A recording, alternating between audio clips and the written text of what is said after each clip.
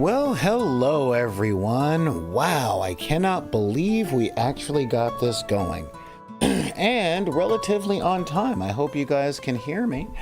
Oh my god, this is great. I am Solar Gray, the Cinematic Sorcerer, and welcome one, welcome all to the Hobby Hall. Now, today we are going to be doing some really interesting things. And I say interesting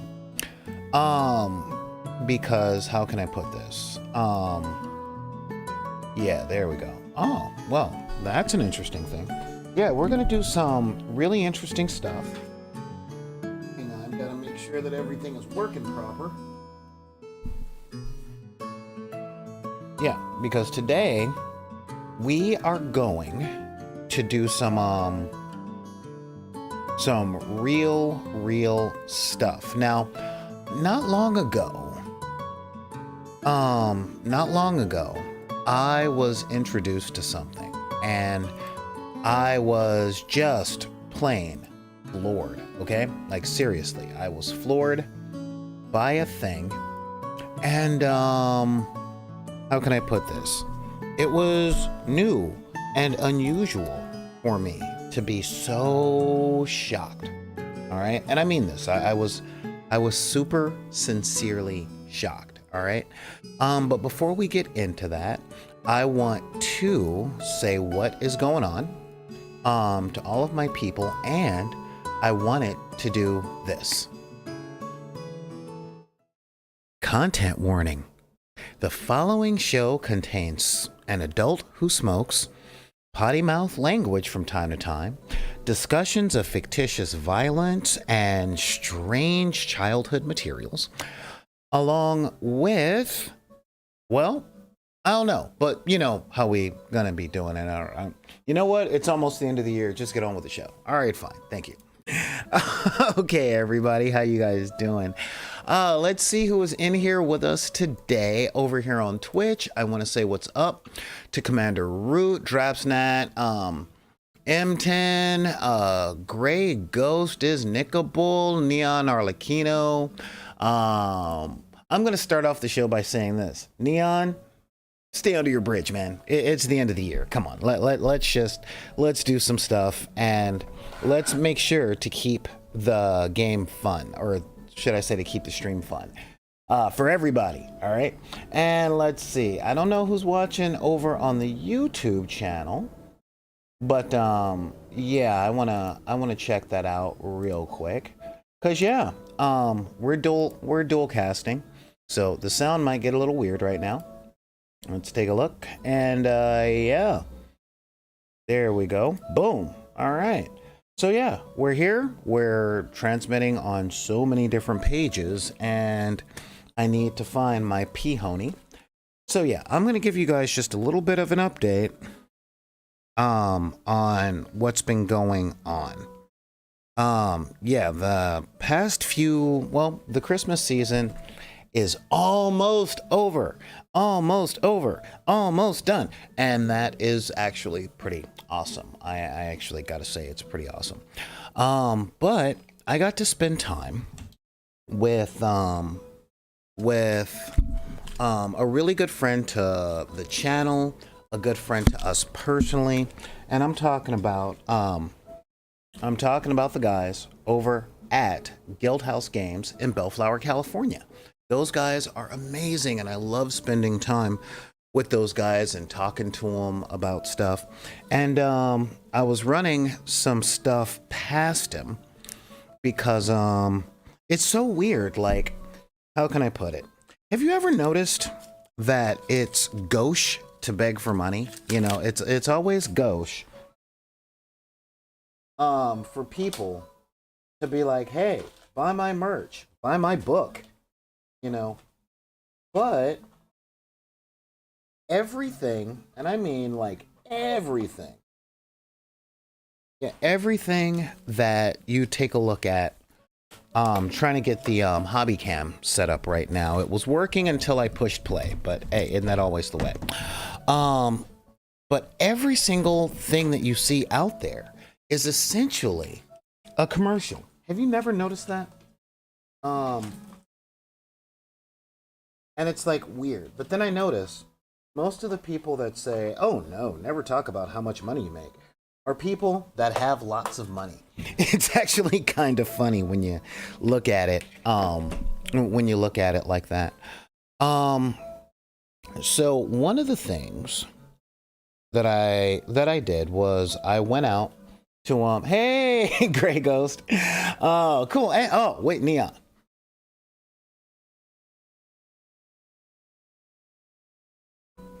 All right, cool. If you're new to the channel, that is my subscription dance. So every time somebody gifts a subscription or something like that, I do that little thing because, well, in a nutshell, I am a dork. Okay, so now that we got that going, so yeah, like seriously, they're the ones that are just like, yeah, oh, never talk about that kind of thing. It's so gauche. And I'm just like, huh, interesting. Well, guess what? It's a thing. But if you want more stuff, if you guys want to talk to me about that, just leave a comment. But I would really like it if you guys sent me an email at backinthedeck@gmail.com. That's BACKINTHEDECK@gmail.com. You can also hit me up on Twitter at backinthedeck.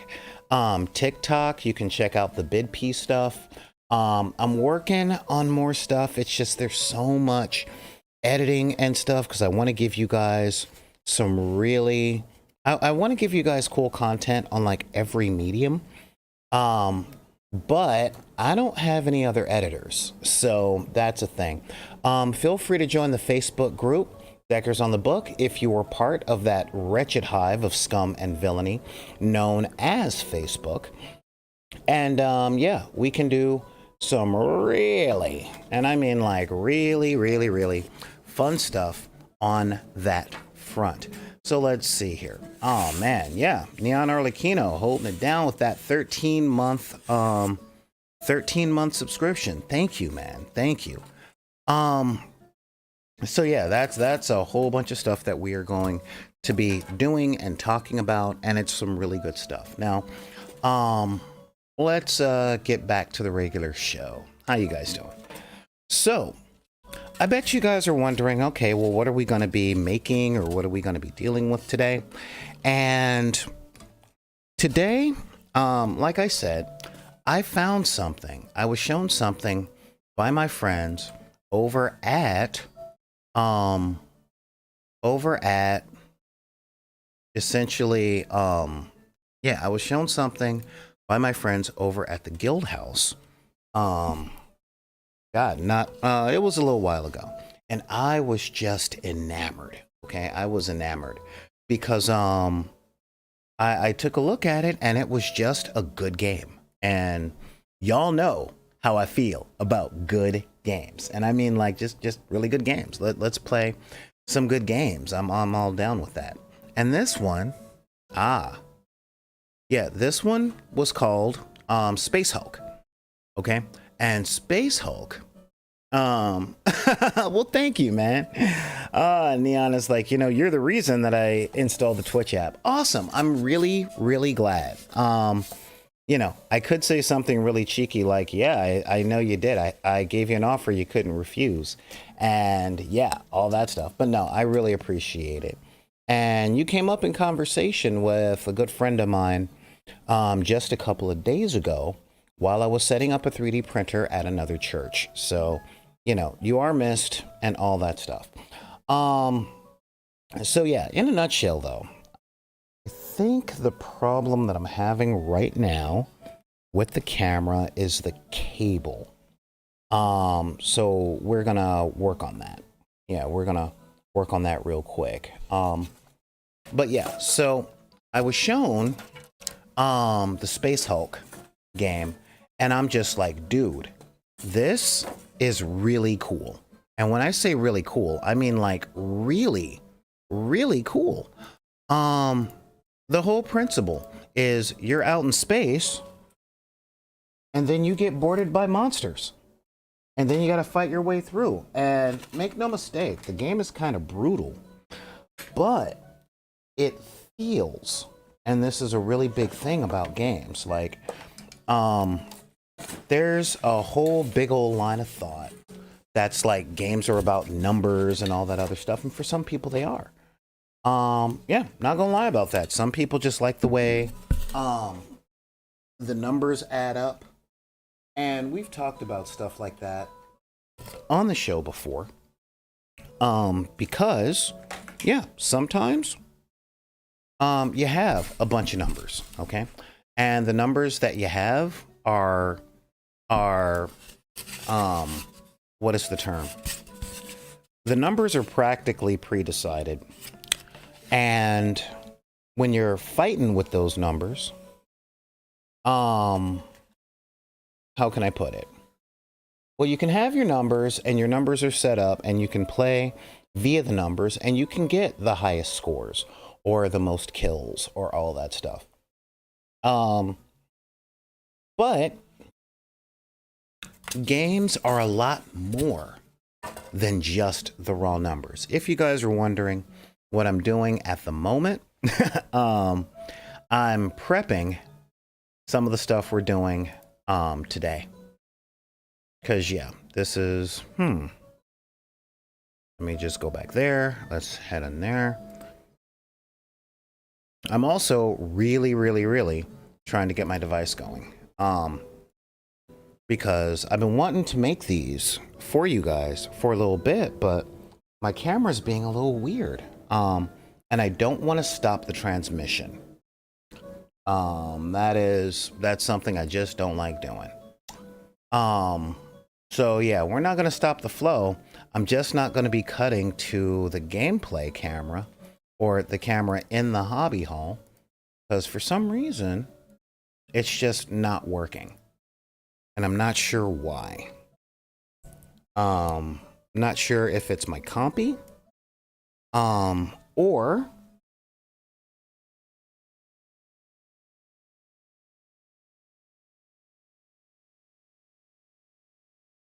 or if it's my camera. I'm pretty sure it's my computer. I'm just not sure. I got some weird announcement here. Let me just go into devices. Logitech Brio. Okay. So it says it's in there. So yeah, let me just double check on that. There we go. All right. We are back in business, guys. So if you guys are wondering what I have been doing, I have been, there we go, using one of my very many specialty tools to cut up some of these, all right? Because we are going to make some walls for Spacehulk, all right? Yeah. Omnissiah be praised. Omnissiah be praised. I don't know what that means. So yeah, sure. But now we can head back into the hobby hall after all that. But so yeah, that was some really yeah, that was a thing that I could do. I got all that stuff going. But yeah, so I saw Spacehulk as a game, okay? And I was enamored. Okay, I was really enamored by the principle of it. I'm like, okay, because like I said, a lot of games are very what is the point here? A lot of games are based a lot on numbers, right? I mean, you got the numbers and stuff going, and you roll your dice, and you end up playing this elaborate dice game, and you pump your stats, you do a whole bunch of stuff. I get it. I totally get it. And a lot of people are in this mindset of that's actually how to play a game. And the thing is, in a lot of circles it is. I mean, that's real talk. In a lot of circles, that is how to play one of these games. And the fact of the matter is, there ain't nothing wrong with that. Okay? Nothing wrong with it at all. Like, at all. I've never believed that there's anything wrong with that style of gameplay. because again, some people, they don't want to be in a new world.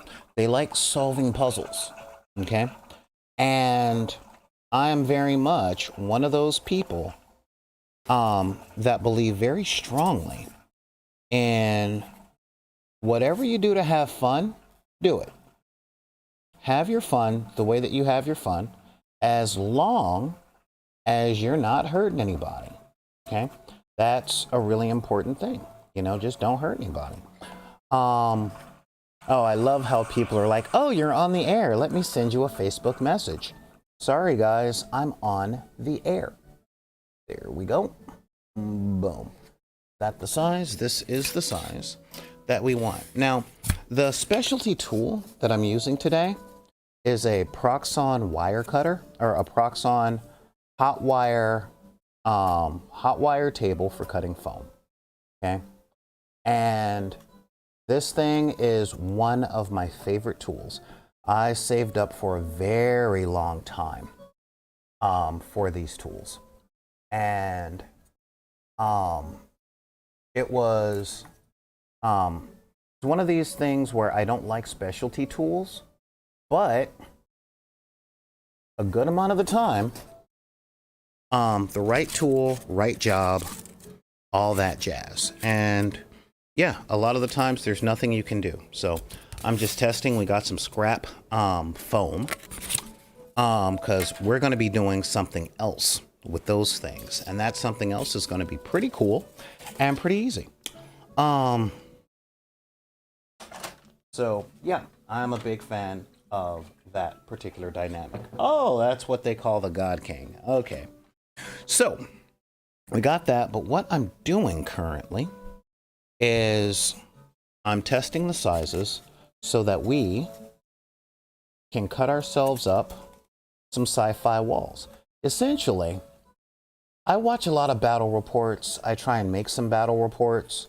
My editing skills are not great, y'all. I will be the first one to admit that. And but you know, I do my best. And with all that though, I'm always wondering, okay, how can I do something cool? And how can I make sure that I can do something that's relevant to the stuff that I like doing and the stuff that I try and get other people to like doing, okay? And here's the thing. I like mini wargaming.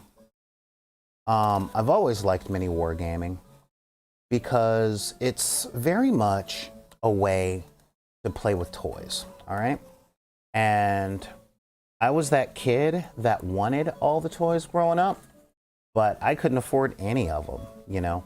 Now make no mistake. I had like a full set of the Voltron lions, but they were not the Voltron lions that you're thinking, all right? I had Lion Robot from the Korean swap meet, okay?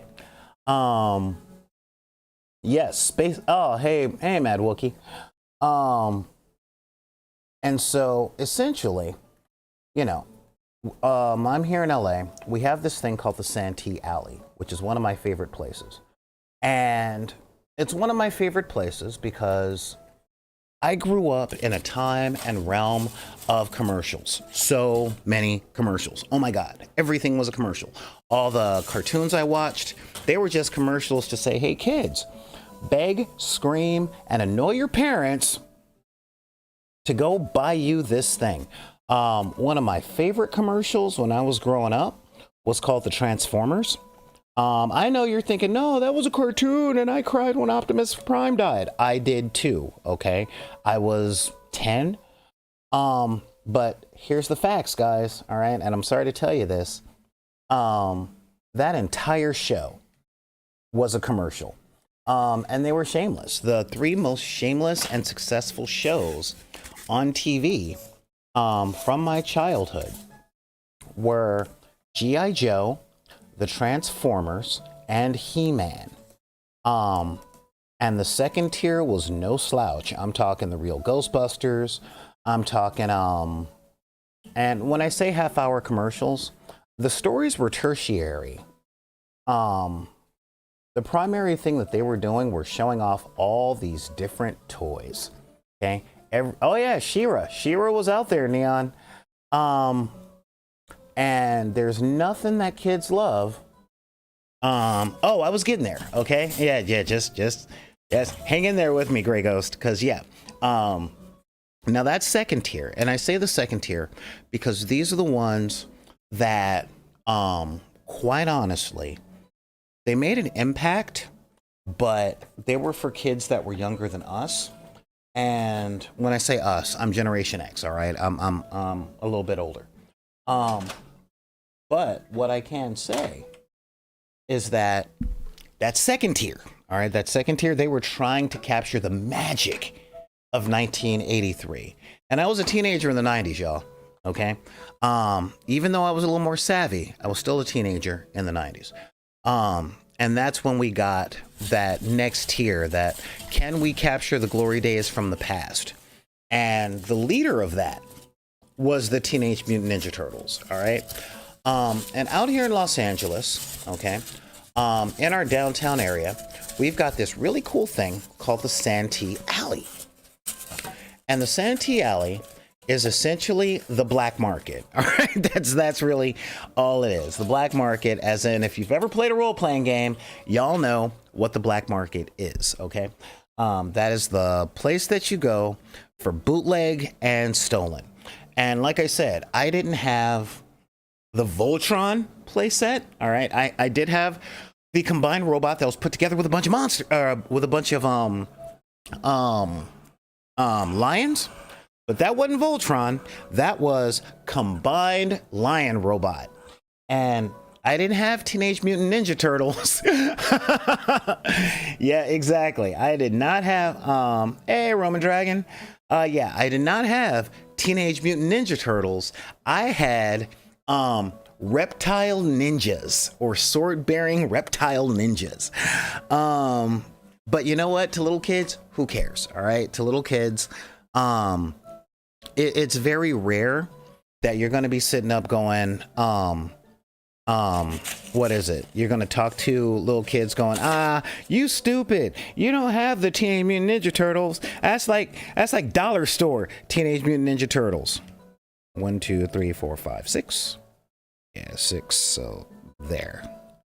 And, okay, let's be real. Yeah, that's actually exactly what you're going to be getting a lot of those times. All right, that's real talk. And because sometimes kids are monsters. You know it, I know it. Let's just be real. All right. However, as we become adult, we realize what those generic things were for. All right. What are those adolescent, the adolescent reptiles and lion robots for? And the fact is, they're for playing. All right. Now, there's a lot of stuff out there from a lot of really good companies. And when I say really good companies, I mean that. I mean, these companies are awesome. All right. Except for one, but we don't talk about GW. And yeah, when I say really awesome, I mean just that. A lot of these guys are really awesome, and a lot of them are not. All right. But one of the things that I really like putting out there is an old adage that my great-grandfather used to tell me, okay? Which is, if you can't buy it, build it, okay? Make it yourself if you can't buy it. And if you can't build it, okay, then, yeah, if you can't build it or buy it, then just do without it. It ain't that important. All right. And I showed him, I grew up and I make toys. Now I make toys for a living, and I like what I do. So I took a look at this Spacehulk game, and I wanted to put something out there, and it's a real thing that I'm putting out there. Okay, guys? There is a game that I talk about all the time. All the time. within the confines of tabletop wargaming, and that is every single game out there from a company called onepagerules. These guys are amazing, all right? Amazing. And they are my answer to Games Workshop. It's like they're out there for Games Workshop players that either got tired of trying to keep up with all of the updates on the codexes and all of the power creep, and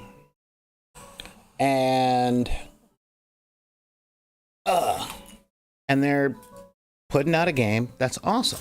Now, one of the games that they put out is called Grimdark Future Firefight. And this game system is one that I've really, really come to enjoy because, how can I put it? One, it's simple. It's very, very simple. It's very lightweight. It's not very crunchy. And, you know, a lot of players love crunch. I am from a school of players who think they like crunch. And what do I mean by that? They want rules for everything that you can possibly do within a game setting, which is great. Okay, but two things happen. One, they either argue those rules and turn everything into a legal argument because they want to do what they want to do within the confines of the game, or they just sit around talking about the games and never playing. And if you guys are new to the channel and you're wondering why I do all this stuff, why I sit up and I talk about things in the way that I do, I'm going to put this out there for you right now. I grew up the poor kid, and I did not have that much money. In fact, I still don't have that much money. Okay? This is why I put the donation thing right there. You know, this is why I put the donation button right here in the chat because, yeah, things hurt. Sorry, it's one of those things. Again, I know people are like, you shouldn't talk about that. It's gauche. Yeah, well, y'all got money. So that's what you can do. And yeah, I'm being real with y'all because that's the whole thing. I'm always being real. So I want to play these games. I want to have fun with these games. What I don't want to do, and this is really, how can I put it? There's a condition called FOMO. Okay, fear of missing out. And it's a real thing. And what does it mean? It means that feeling you get when your friends are doing something that you can't participate in. And as you get older, the FOMO gets more and more real. All right. I love hanging out with my friends, but sometimes I don't have the gas to get there. I don't have the time to do it. Sometimes I just don't have the straight up stamina to hang out with a lot of those dudes in the ways that they want to hang out because, well, how can I put it? I know a lot of folks that are like, dude, yeah, we could totally, we can go in and we can get a game on and all that stuff. And I'm like, dude, every time I come to your house, I end up spending $50 and I don't have it. Okay. And they're like, no, you won't have to spend any money. I'm like, dude, you're saying that, but it cost me $10 to get there. You're going to want to eat something and you're not going to want to cook or anything like that. So bringing groceries ain't going to be a thing.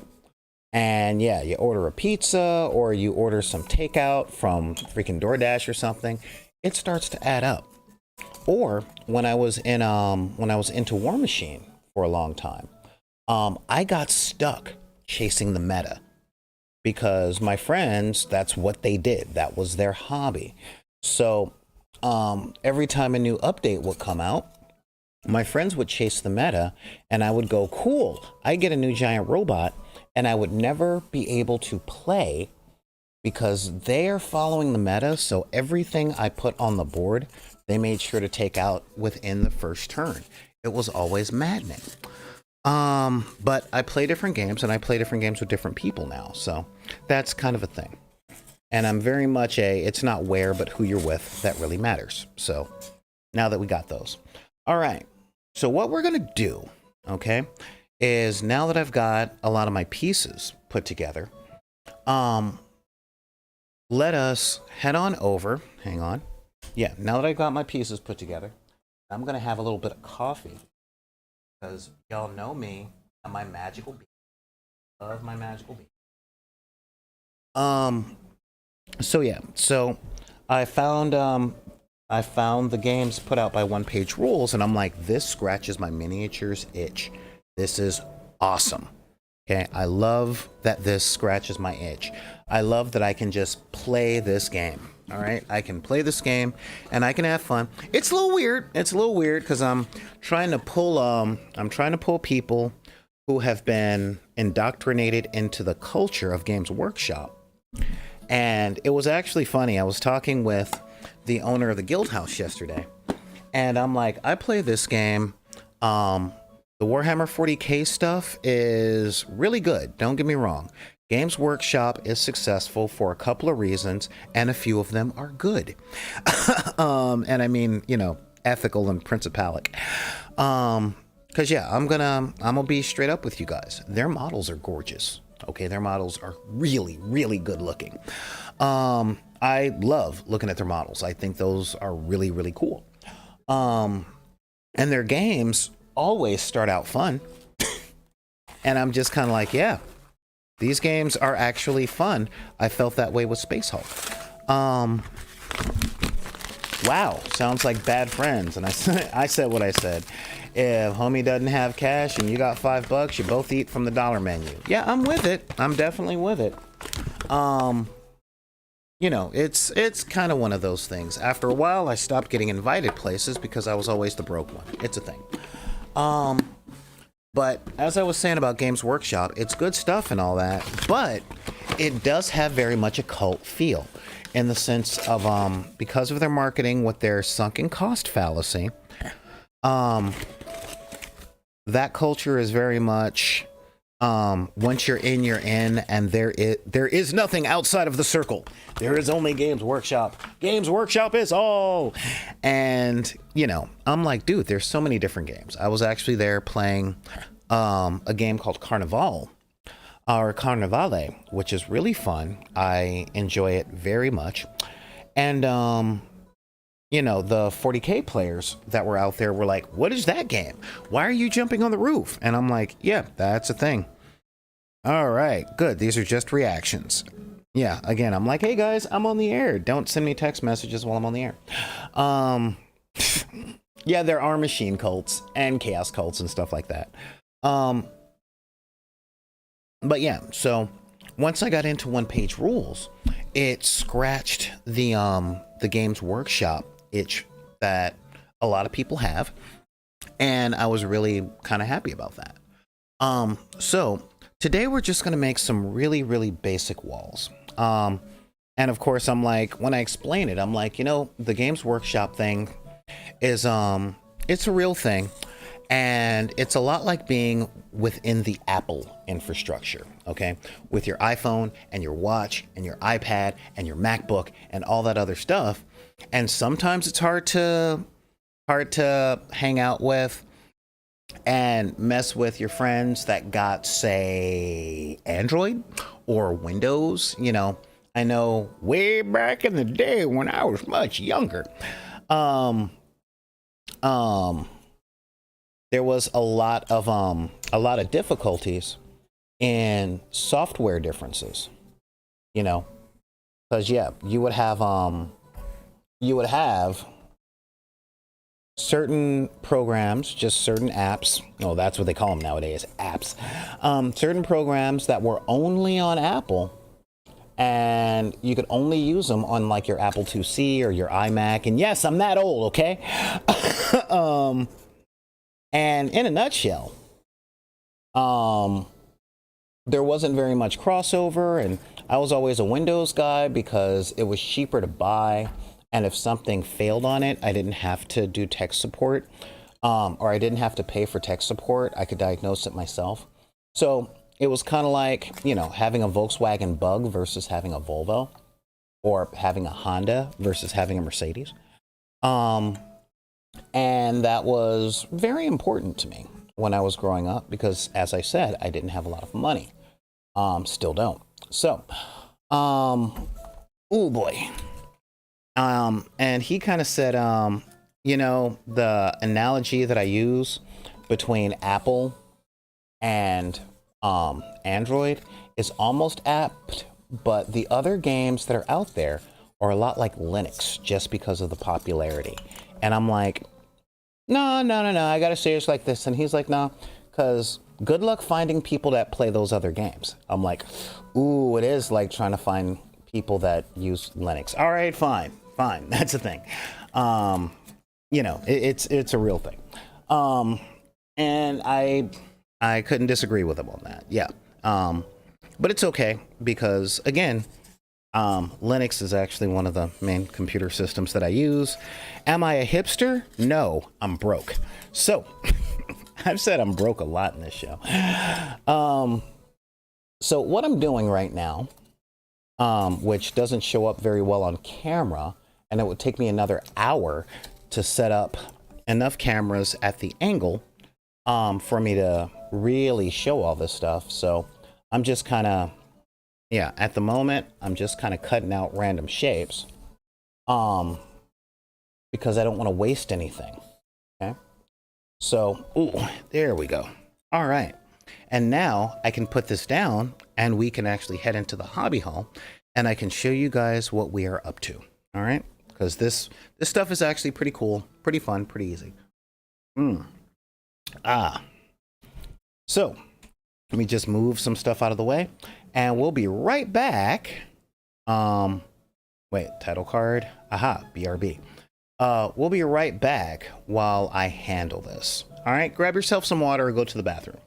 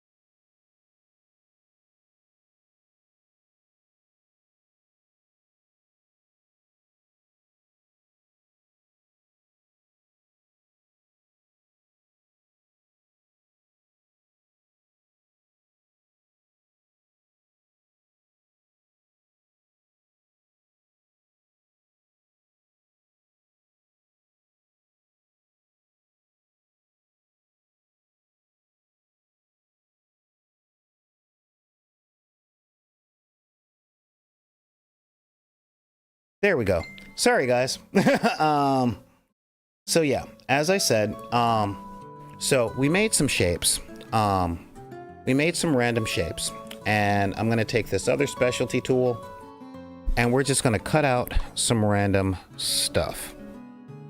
There we go. Ha-ha. Yep, my chat is all on it. I can't hear you. There's no sound. Brr! I'm like, all right, guys, all right. Just don't hit me, please. I didn't line this up perfectly, but that's fine. I'm just gonna take some snippers and cut this stuff out. Now, sci-fi is interesting because it has a bunch of greeblies.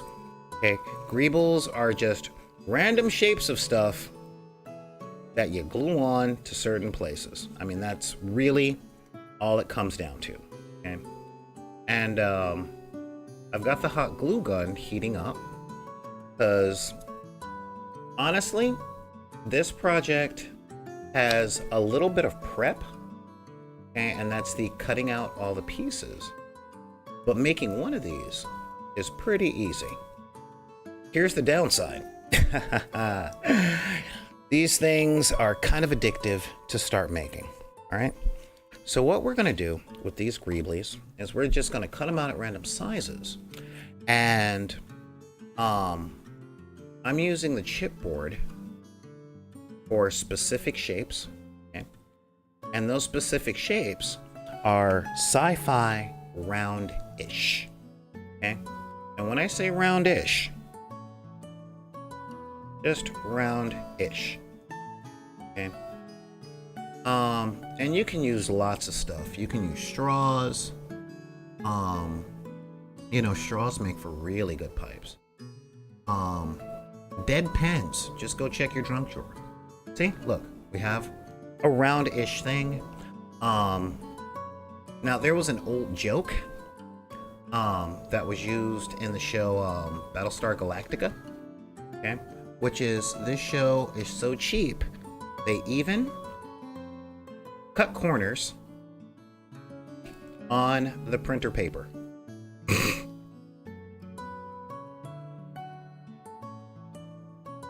Boom, there we go. Hey, look, it's an octagon type thing. Isn't that fun? It's almost like an octagon. So yeah, and we're just gonna cut some random shapes. Now, one of my favorite random shapes, okay, is the uneven split. This is so sci-fi, it hurts. All right. So I'm just gonna make a couple of those. And when I say it's so sci-fi, it hurts, you see how I just made a rectangle? And I made a diagonal cut. Yeah, just plain old diagonal cut. Boom, bazinga. There we go. I like to keep the pieces together. We're not gonna need this big white balance throwing off thing, all right? So we can move this. And yeah, so we got our greeblies. I'm gonna make a few more of those octagons, okay? And again, these things don't have to be amazingly precise, all right? Because it's science fiction. So just say science gag, science gag, science gag, and then you can move on with your day. And anybody that now, one of the things that I'm gonna do here though is I'm gonna make some strips out of a small one. There we go. And so yeah, I'm using metal snippers for these things. There we go. So we've got our science gag, our snippers, and now the main thing I'm gonna do here is, now that I got all this stuff, here comes the fun bit. Okay, I'm gonna take two of those little thingies. Okay, boom. And remember, when you're working with hot glue, woo, circular motion to make sure that you don't leave spider webs. Okay, yeah, there we go. And so that's one greebly. Now we're gonna take the other side of it. Aha! And pop that on there. Hey, look at that. That looks like something. Now, ooh, sorry about that. It's a really cramped space down here. And now we're gonna take our octagon, okay? Pop, pop, and we're gonna put that there. And we're gonna take some more of this science gack, okay? And here's the thing, you're not limited to that horizontal-esque line when it comes to that. So we're just gonna science gack that up. Matter of fact, I'm gonna science gack here. Gack, boom. And now I'm gonna science gack this other thing down. Okay. Sci-fi is really fun for me.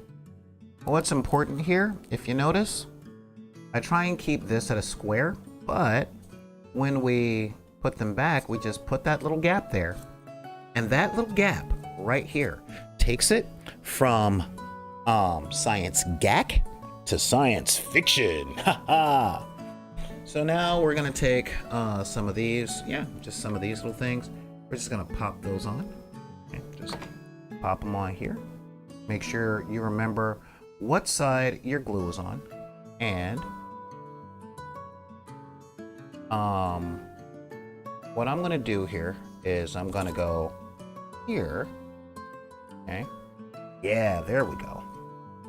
And I'm gonna add some of these things, and you're going, no, Solar, but the top of your thing, you're not totally flush. Oh no! Yeah, I know. I know I'm not totally flush. Okay? But we can just cut that stuff off later.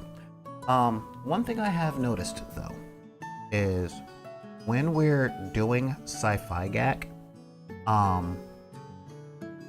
when it comes to simple-ish shapes, odd numbers do a lot of work. Okay, odd numbers do a whole lot of work. So we've got 1, 2, 3, and now what we're going to do is we're going to take one of these things. Okay, just one of these things, and we're going. Well, let's cut off some of this gag at the top. There we go. See? And now we're going to take these things and we're going to just put some science gack on here as well. So let's cut some more strips.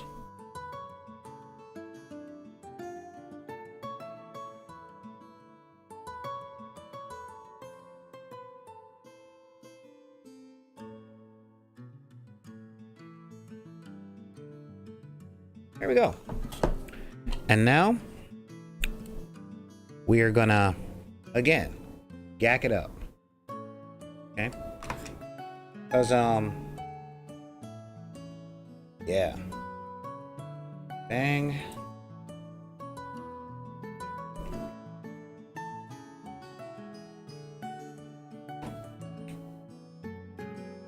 Again, this gives what a lot of modelers and stuff out there call visual interest. The important thing to know is that we are going to do this on both sides. Now, one of the big reasons that we're doing it by hand is because we haven't actually done stuff like this for a little while. And secondly, I wanted to show you guys that you don't need specialty tools like 3D printers and stuff to do this. Now, don't get me wrong. They help and they're awesome. But if you don't have stuff like that, you can do this pretty easy. Now I'm gonna reach out for a little bit of symmetry here. Boom, I have them here. As you can see, top and bottom, there we go. Okay, and again, doing these gacky gacks, pretty easy when it comes down to it, right?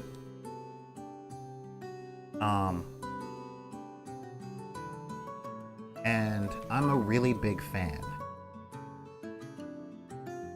of doing the easy stuff. And this is something you can do while listening to a podcast, listening to music, just getting that gacky gack in there, you know. you know, sometimes watching one of your favorite horror movies. Okay, and we're gonna do this twice. Okay, here we go. There's our gacky gacks. Try and get this as close to even as possible. And now we're gonna cut off the spare. Okay, and the reason we're doing it like this. Okay. Ooh, I just had an idea. So I'm going to initialize that idea. I'm going to take a little bit more of this, okay? And I am going to just cut up a little bit here, just to make it look a bit cleaner. Okay, just a little bit cleaner. Now this chipboard, you can totally grab off the back of a legal pad. I order mine off of Amazon. But you don't really need the chipboard for this. If you've got any styrofoam from, say, the stuff you got for Christmas, this stuff works. If you've got those Apple type, like if you get a piece of electronics, and it comes in like one of those boxes that Apple stuff comes in, those are cool too. So now I'm just gonna clean this up a little and just put a little dab of glue here. Little dab will do ya. Boom, boom. And now we're just gonna clad this here. Oh, look at that. That's coming out pretty cool. All right. And now I'm gonna cut it. Now, a lot of you guys might be going, yeah, but what about the backside? Yeah, what about the backside? You know, backside has a purpose. There we go. So see, now we've got one of these, and these things can work for so many different things, you know. But what we're gonna do now is we're gonna pop this on.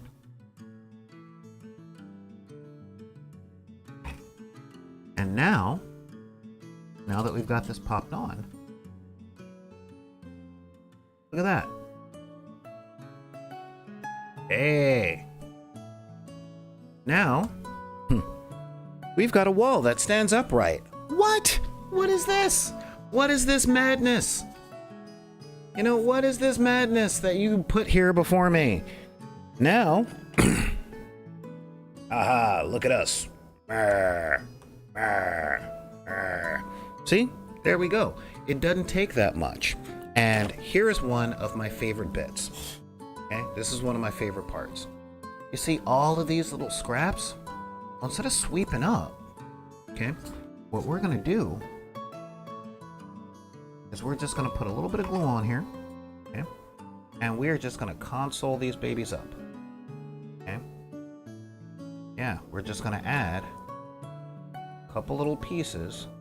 Now, you could, once you're at the stage where you're putting cardboard on cardboard, yeah, you can totally use super glue for this and not worry about the level of spider webbing that's coming out.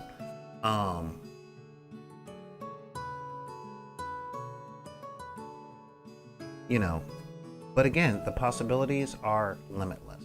What are these panels? What do they do? Do they know things? Let's find out, you know? But once we've got all these things going, we've got a wall that's standing up. And this is really cool and really important. Why? Because we're gonna do this a lot more. Okay? And you see what we got? Thing after thing after thing.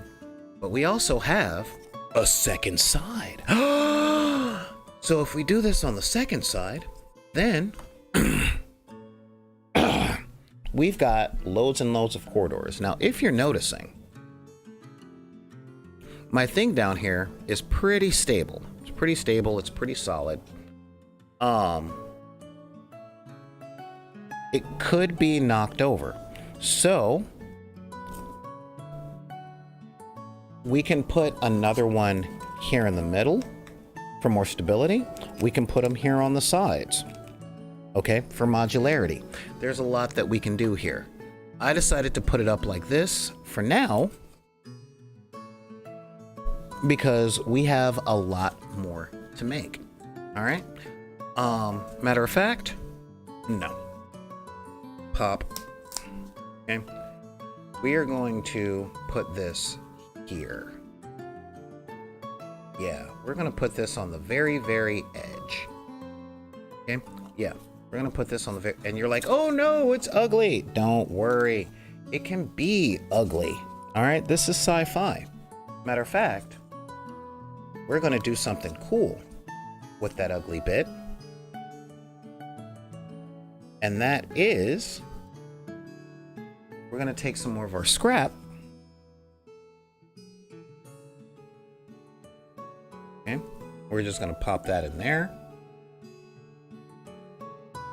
And another one of these, but we're only going to use one of them. What? You're only going to use one? That's crazy talk. No, really. We're just going to use one.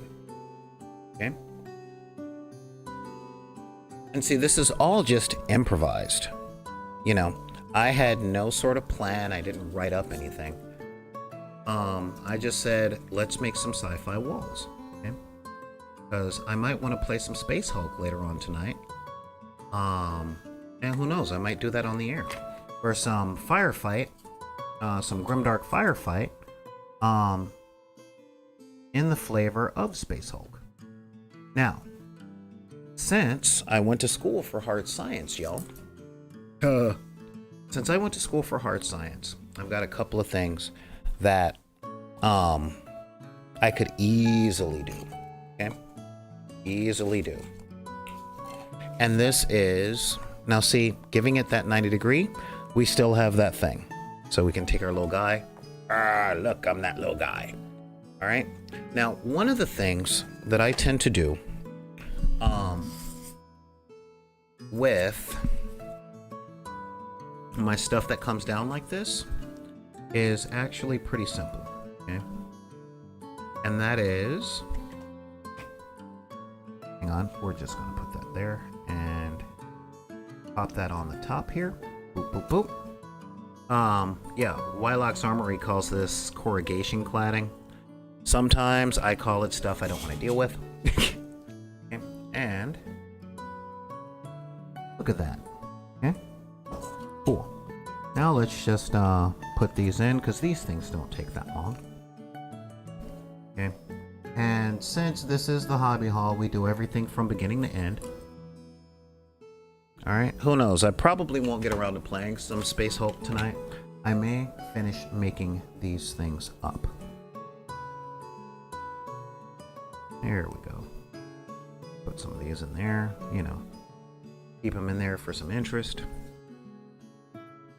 Okay, but yeah, this is fun stuff. And if I put all this in there, then we'll be good. Alright? Now, if you are capable of buying Spacehulk, it comes with a really cool board, but it's also very two-dimensional. I like playing games in 3 dimensions. It is a personal preference. Now I know what you guys are thinking, making this stuff, man, it just seems so tedious, it takes so long. Yada square, you know, yada yada and yada. But here's the thing. It's something that you can do one time. Just one time. That's it. You do it once, you ain't gotta do it no more. And I'm a big fan of doing stuff just once. The generations before me call my condition too lazy to fail. Alright? So that's it. Now that we've talked about a lot of this stuff. Hey, what's going on, 13? Oh man, it's been a while. I am so glad that you're back. So yeah, again, making these sci-fi walls, I've kind of been putting it off for a while. And I'm like, you know what? Let's just get it done. Let's just get it done. Let's take care of it. Because again, there's a lot of games. Again, I love Grimdark Future. I would say I play this faction, but I have a 3D printer. So I play a lot of factions.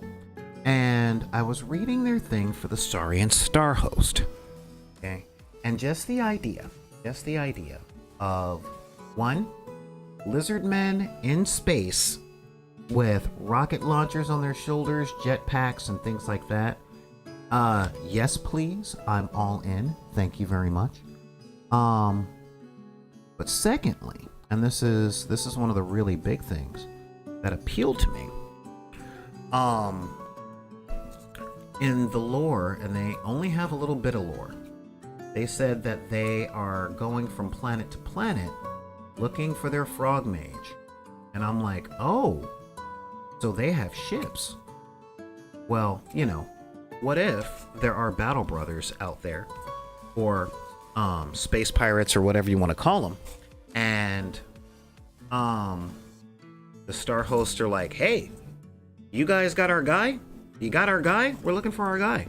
Now, the next thing that we're going to do, since we have one of these things, is, I know it's really tempting to go here, right? It's really tempting to go there. But physics says we don't need to. If we go on that side, on the opposite side, we'll have something far more stable that won't fall.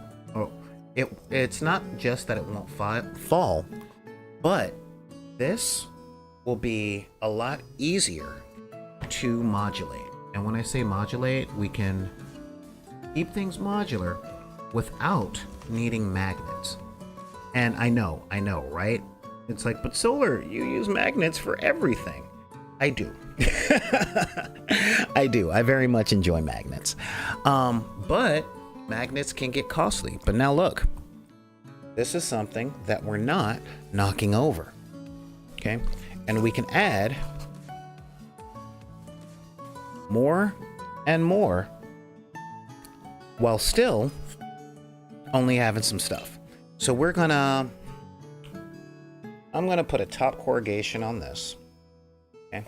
But in order to do that, I'm gonna have to make this a bit smaller. So what we're gonna do is we're gonna take a large piece and we're gonna cut out, we're gonna cut out about that, and the small corrugation, or the small cladding, just to put on the top. I'm adding so much work for myself. You guys don't have to do it this way.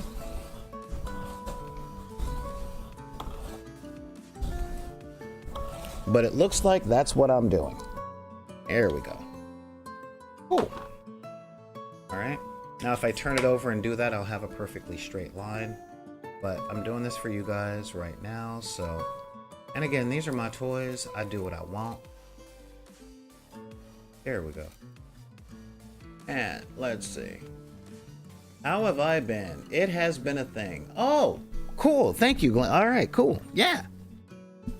Yeah. All right. And thank you, Xanathades. It's good to have you back, man. I am so loving this. So today we're making, we're essentially putting together sci-fi walls for your Space Hulk type games.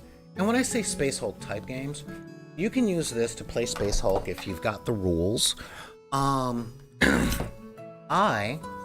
will probably not use this for Space Hulk proper. I will use this for Grimdark Firefight. But you can also, wow, thanks, blah, blah, blah. Oh, man, yeah, I think y'all guys just like seeing me do this dance, which is fine. I dance silly for subs. There we go. So yeah, I'm gonna put this on, and there we go. Yeah. All right, man, you got, yeah, all right, yeah, make me dance. Oh, yeah. Thank you guys so much for the subscriptions. That stuff is really, really appreciated. There we go. So yeah, so now, while we're looking down on all this stuff, boom. And now we got our dudes. And our dudes are like, yeah, let's go. Oh, wait, no head.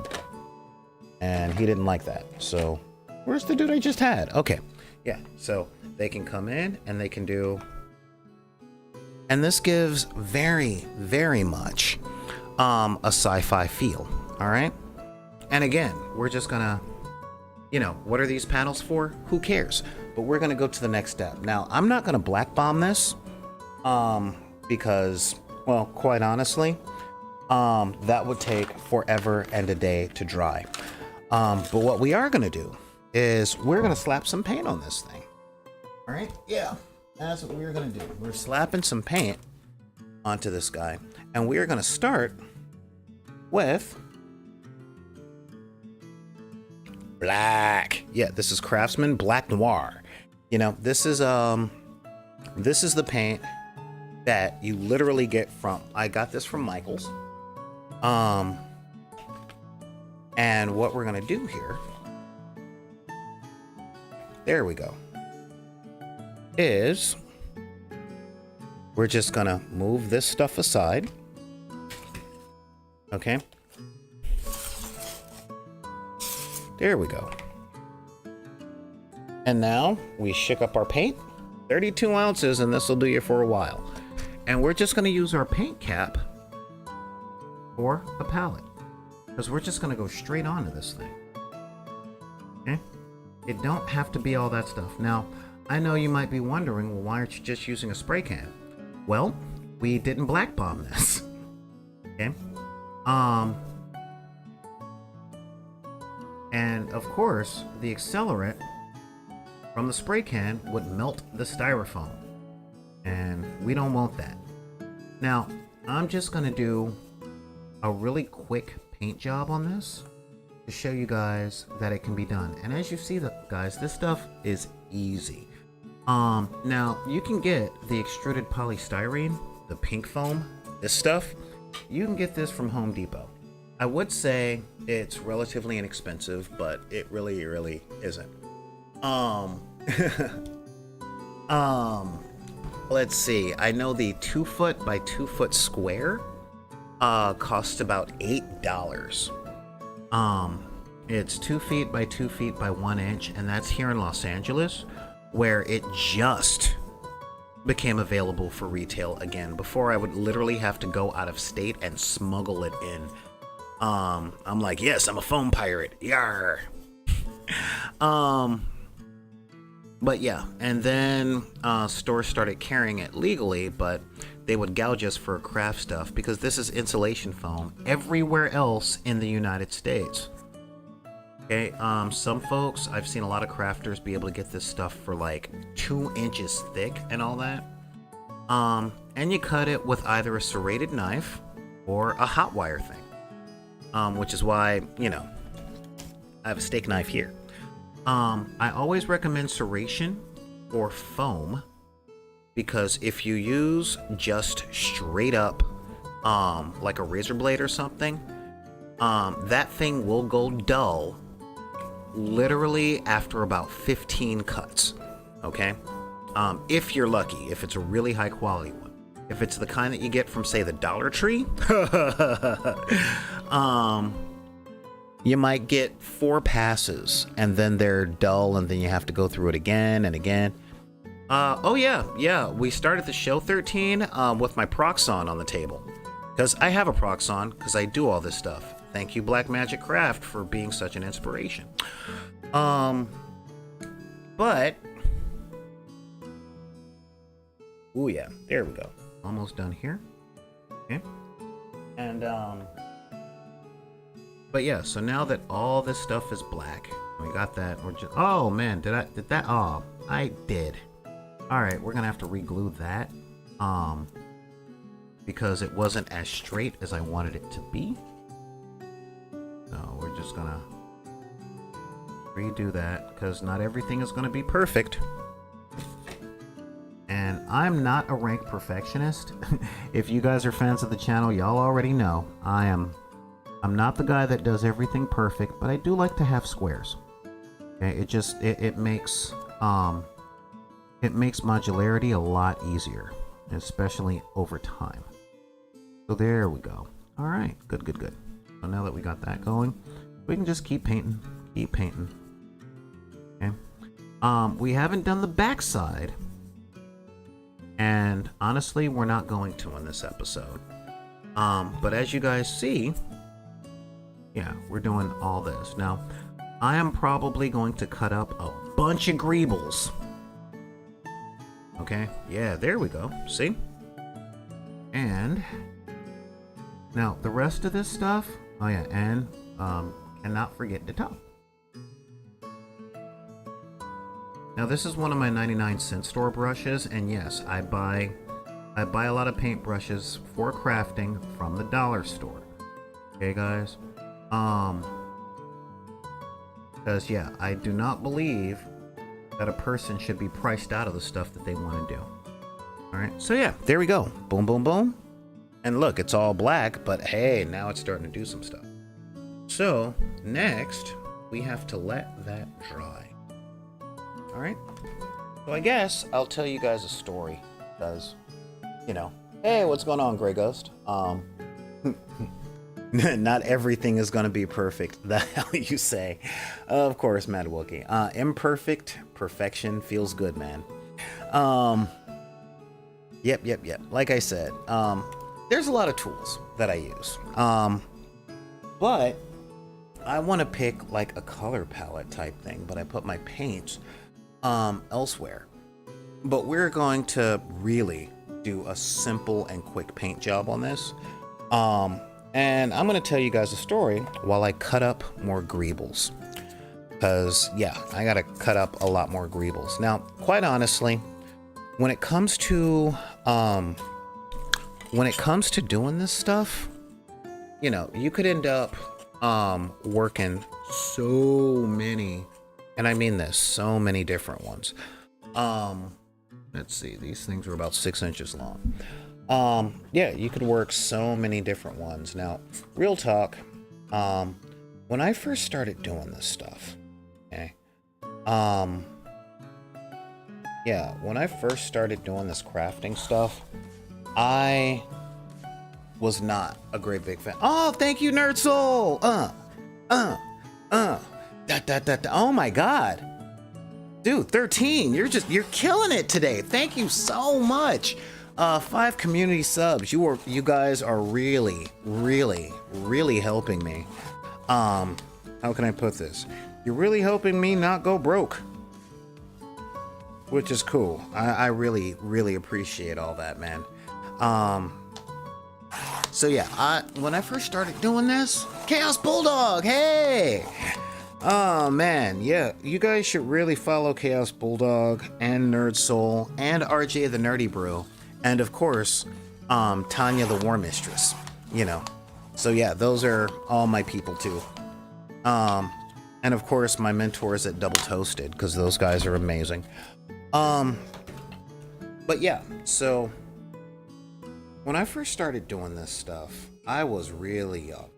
And I got to talk to my sidekick a little earlier, because I have been sort of running a 3D printing service, okay? I made up some stuff just to see if I could, and I had some really good friends this year get me the 2 things that I needed for Christmas. The 2 things that I really needed, well, the 2 things that I seem to perpetually need. You know what? I'm not going to use these big things. I got the stuff. I'm going to use a knife. Thank you, Emperor Panda. The things that I really need for holiday times tend to be cash and 3D printer resin. I went to put up the Etsy store and it was just not going well. And my phone died at the same time. So I had a whole bunch of broken stuff going down. And I'm just like, why is everything busted? I'm such a... You know, that's... And yeah, that's really what I look like. So, you know, but a couple of friends of mine hit me up this Christmas with 3D printer resin. And this is big because I've been running sort of a 3D printing service through back in the deck. And that is since I know a lot of people who are part of so many different Patreons, okay? And I mean that, like onepagerules and various other ones. I'm only mentioning onepagerules because that's the one that I'm part of and I love it and you guys should do it. especially if you have a 3D printer, because the game is amazing. All of their games are amazing, from Grimdark Future to Grimdark Firefight to of course Age of Fantasy, and just all the stuff that they do. It's just fun. They're lightweight, they're fast, they're everything you need in a tabletop war game if you are a working adult, okay? And that's really big for me, you know, because this might be what I do for a living, but a lot of my friends work in offices. So it's very difficult for them to have the time in their schedule to sit down and play with me, you know? If we're gonna play a game, it's gotta be quick. And that means we can't spend 6 hours setting up a table and then another 5 hours playing a game going, And I already hear some of you guys out there, yeah, but playing a game all day is fun. That ain't the conversation, okay? The real conversation is, as fun as it is, do you actually have that kind of time? You know, because a lot of people literally don't. They don't have that kind of time. I think the easiest way to state it is, the new job's a hassle and the kids got the flu, but it's sure nice talking to you, Dad. It was sure nice talking to you. You know, and y'all know what it's like. And doing this, I spend a good amount of time playing alone. You know, I don't want to label myself as a solo wargamer, because when my friends do come around, you know, when they're not drowning at work, when their kids aren't driving them absolutely nuts, or when they're in the state, yeah, then I can play games with my friends and stuff like that, you know. Or hell, when their health isn't being a problem, because I'm in my mid-40s and a lot of my friends are in their 50s. So some of them literally are having a hard time walking the same way they used to. It's a real thing.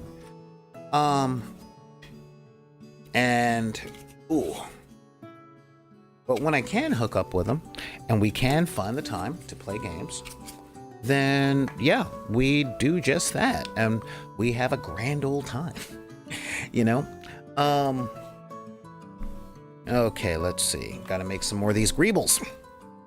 Making greebles. Yep, that's what we get for making greebles.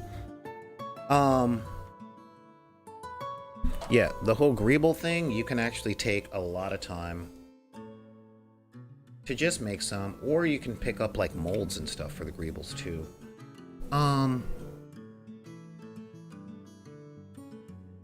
Okay, there we go. And now we're just gonna do some cutting. Cut.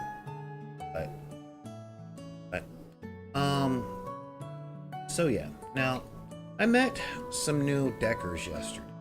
I'm talking Brian, Kirsten, God, who else was there? Yeah, there was I want to call him Jethro, but he knows who he is. And these guys were kind of my hope for the future.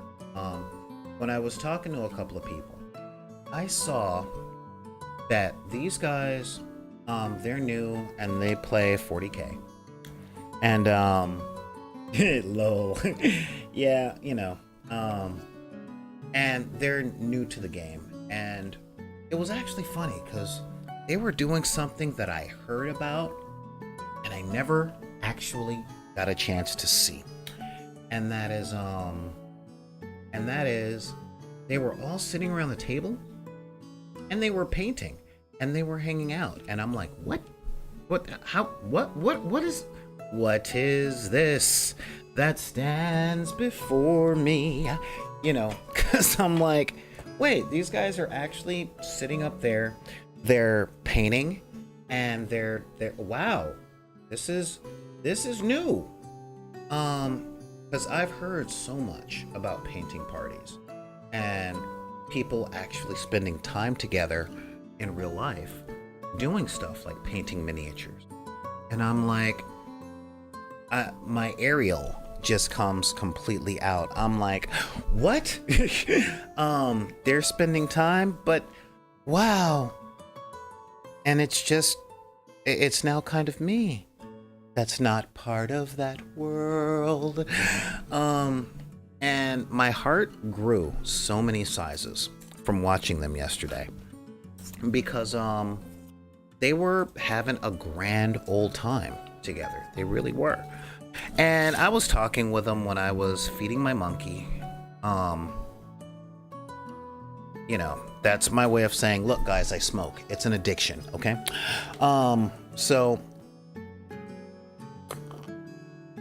And we had so much fun just talking about the lore, you know, and it was some good stuff. I genuinely had a good time, and I gave them the card. Hopefully they're watching and just kind of lurking. That would be kind of cool. But one of them came up to me asking about how to paint his Necrons. And I was shocked, okay? Shocked, I tell you, shocked. And I'm like, holy crap, when did I become an artist? I gave him some tips and some pointers and stuff, and turns out I was correct. And I'm like, oh, well, I guess I am officially an artist. Okay, that's a thing, I guess, you know. Now, I'm not one of those fine artists. I won't be in conversations where people are saying, oh, well, what is the medium that you work in? Yes. So, well, do you know much about expressionism from, you know, the Cretaceous period of the pre-Raphaelites? And I'm like, no, I make toys.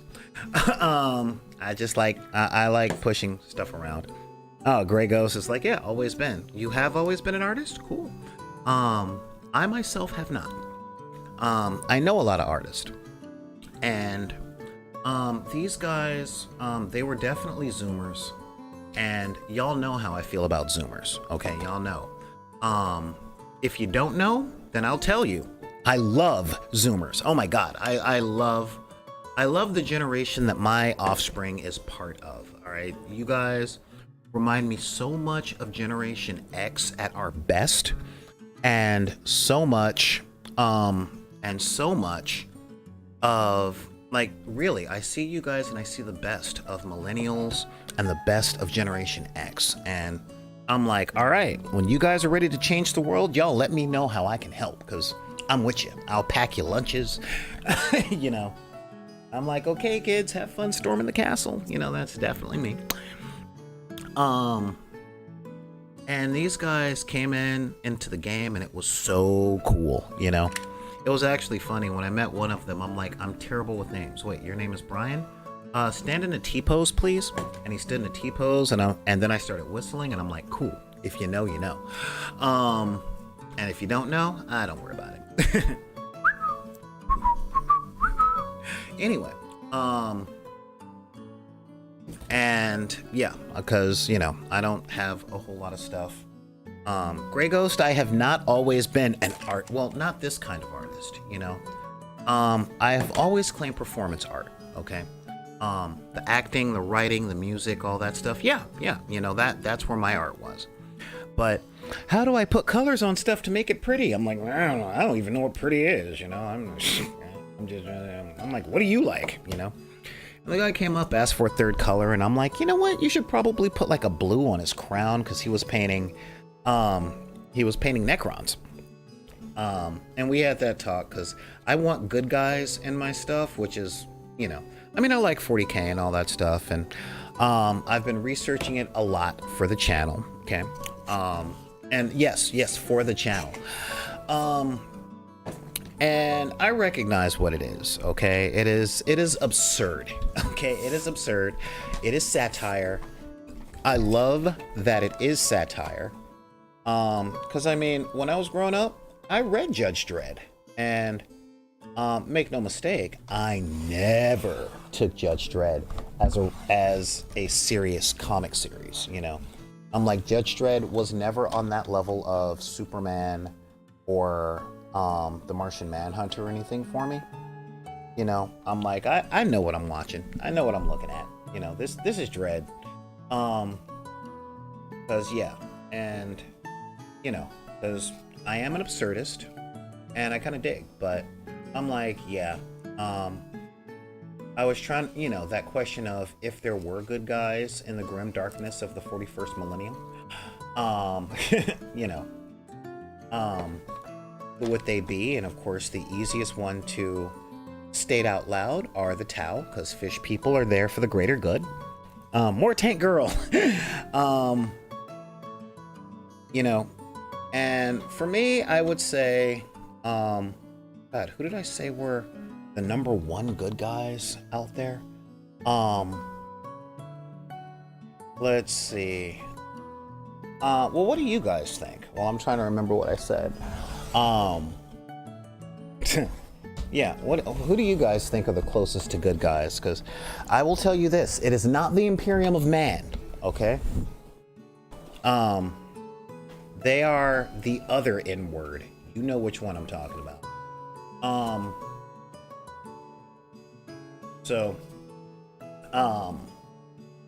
But you know, Space Marines are the poster boys and all that stuff, and I'm like, I want good guys. I kind of consider the Craft World Eldar kind of good guys in the sense of they are partially repentant and partly scared. So it's like, we were bad guys. But yeah, honestly, I think the best guys are the Salamanders, because Vulcan is perfect in every way, just like my little brother. Perfect in every way. And however, I will put out there, with very little irony, and I mean that, like very, very, very little irony. I believe, like, if you want to know who in the 41st millennium I'm rooting for, the answer are the Tyranids, because I love forces of nature. That's me. It's like good, bad. We eat stuff. And I'm like, yes, you do. Look at you. You know, you're just gonna eat everything, aren't you? Munch. I'm like, all right, cool, yeah, do your thing. And they were like, what about robots? Do robots count as evil? I'm like, Necrons, they were evil first and longest. In fact, they went to bed because they were so evil, there was no point in still being there. So they went to bed. They're like, wake me up when there's more evil in the universe, you know? And sure enough, the Imperium of Man came around, and they were like, yeah, and doing all the things and all that. So yeah, that's a thing. But I'm like, yeah, so, you know, I helped him out with his art, and it was really good. I felt back in my element. I'm like, I'm with new deckers. This is great. Here we go. There we are. So yeah, we're just gonna put this right on there. We're making another one real quick, and then we're gonna paint it up, and then I'm gonna go get the paints that I'm gonna be putting on them. Right now, a lot of folks have like their preferred paint scheme for sci-fi. I know a lot of people who stick to things like grays and blues and whites and things like that. I don't really have one. I don't have a color palette for my sci-fi. Not yet. Here we go. But that's always been one of my big things. I'm like, I don't know what colors to put it. I'm an augmenter. I'm not a creative. I go, hey, this is good. Let's do more. More Tank Girl? I don't understand why you keep saying that. I don't know. But we had some good talks. Now, one of the big reasons that I never fashioned myself an artist came down to I didn't have very good friends, and when it came to my realm of self-esteem. Okay, I know a lot of folks who love art. They want to be artists. That's what they want to do. They're artists and writers and things like that. Judge Shred is more like Tank Girl than Superman. Yes, you're absolutely right. And 40K is a lot like Judge Dredd and Tank Girl and you're not supposed to take anything too seriously, but 4chan exists, so there you go. And truth, I root for the Nids. I really like the orcs, but ooh, wrong one. So we're just gonna here. Stop. And what was I saying? Oh, yes. So I didn't take any art classes growing up because I grew up in LA, guys. I grew up in LA during the gang wars. We did not have budgets in our schools, okay? And the budget that my magnet schools came were for specific humanities programs. I went performance art, so I never learned how to draw. My mother was an amazing artist. She made sketches and stuff like that were literally just plain inspiring. I remember when we first got this house back in 1984, she went across the street and she just drew it. And I'm like, wow, that's really good.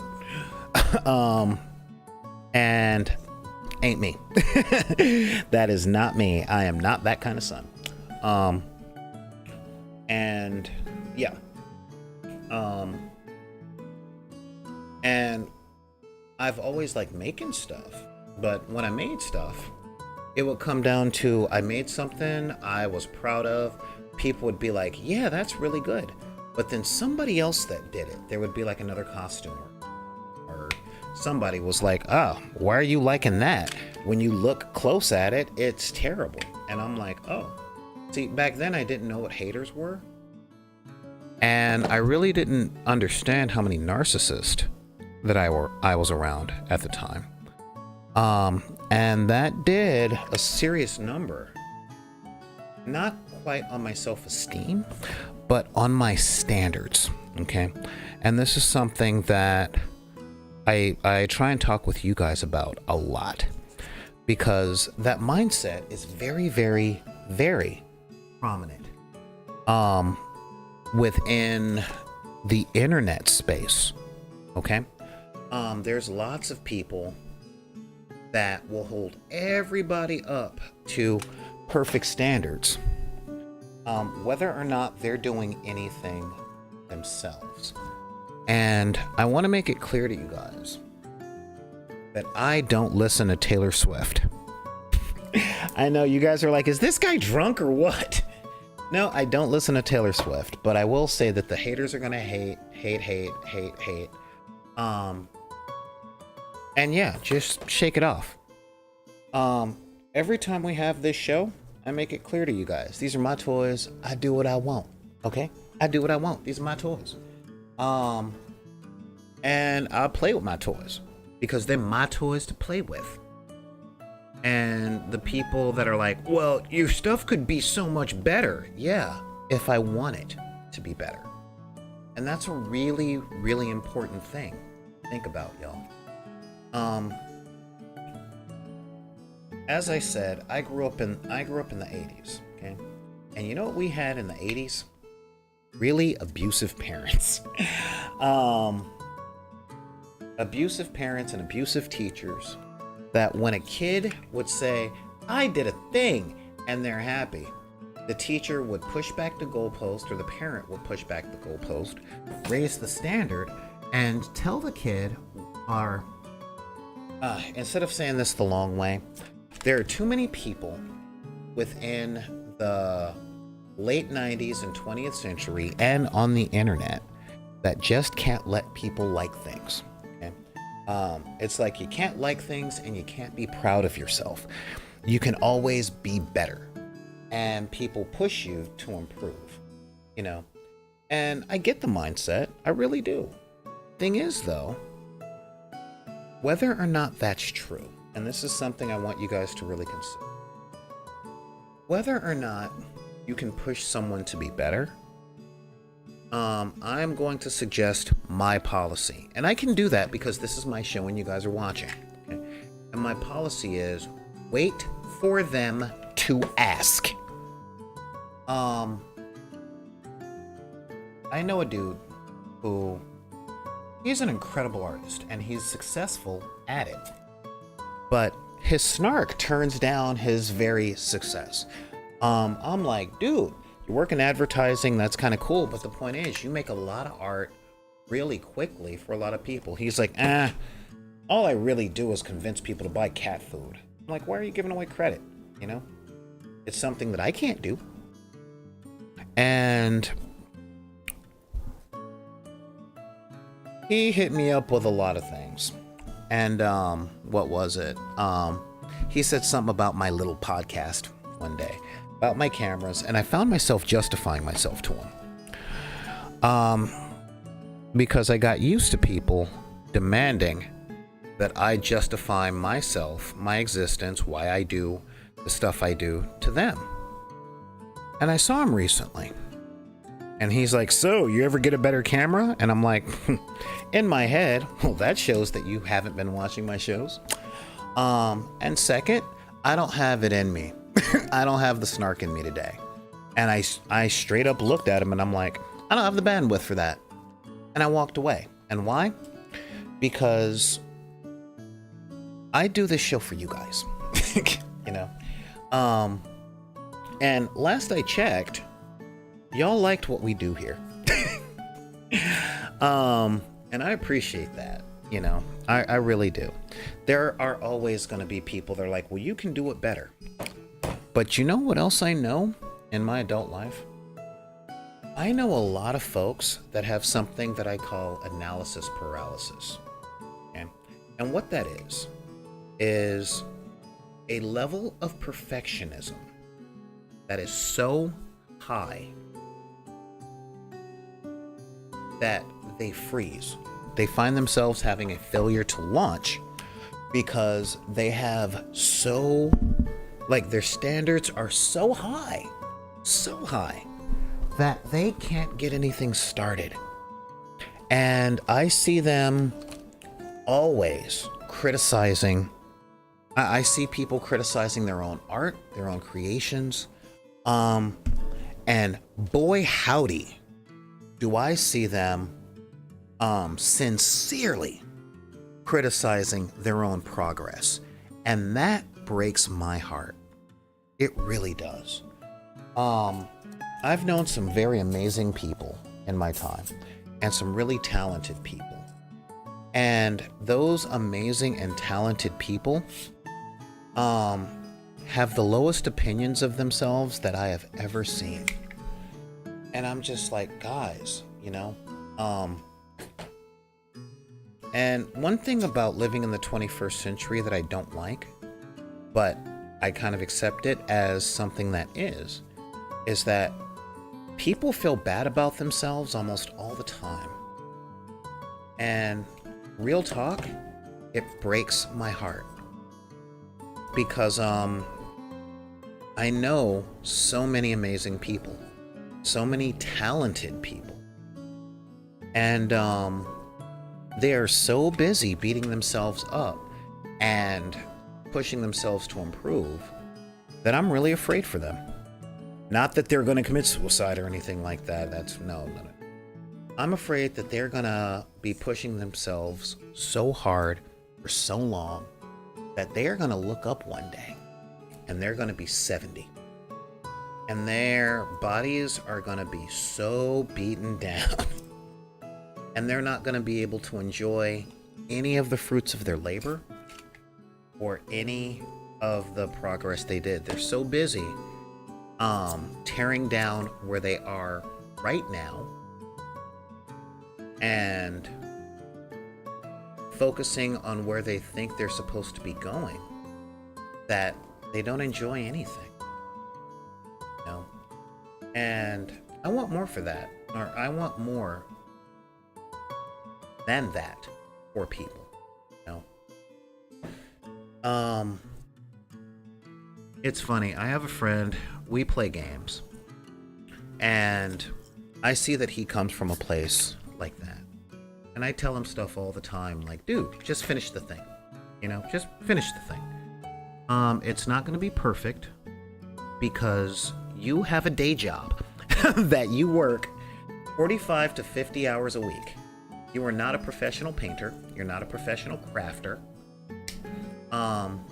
You are a professional writer and you write for other people. But don't let that mess you up in your head.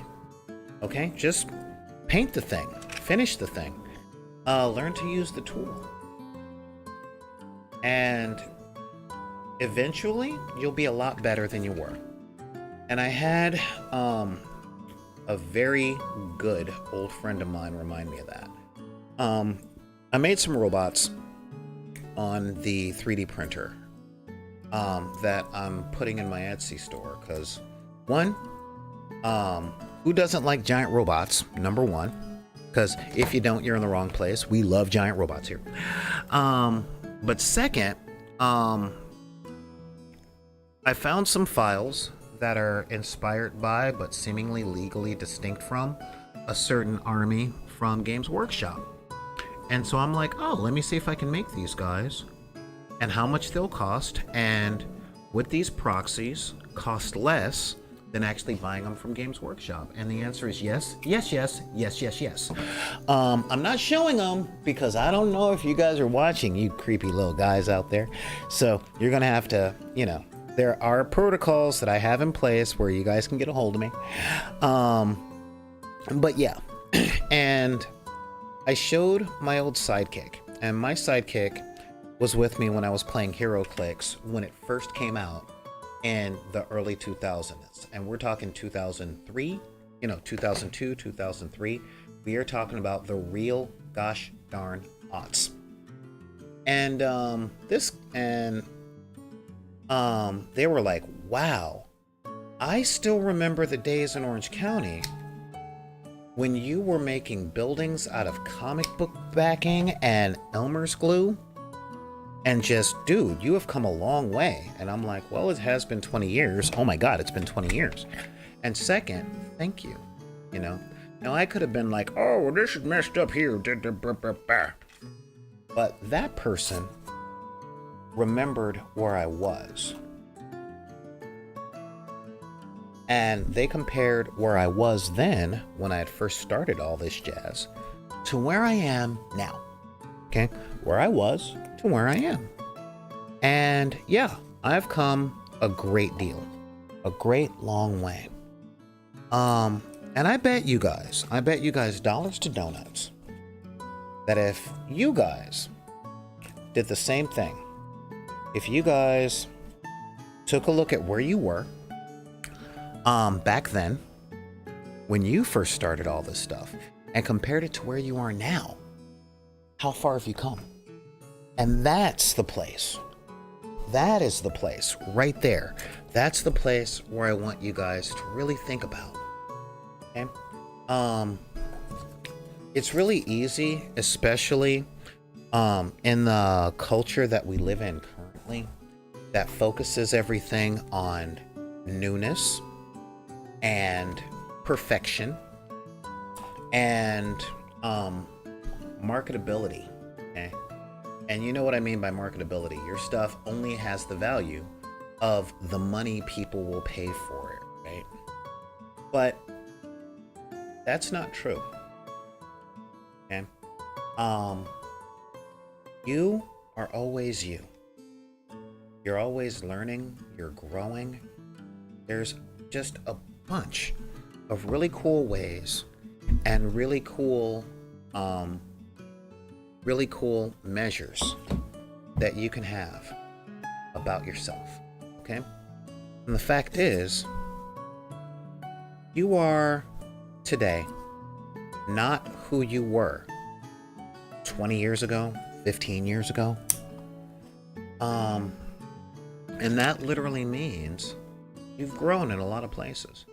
I know a lot of people that tear themselves apart, especially since I'm middle-aged and a lot of my friends are middle-aged. I've seen people tear themselves apart over what they used to could and can't no more. You know?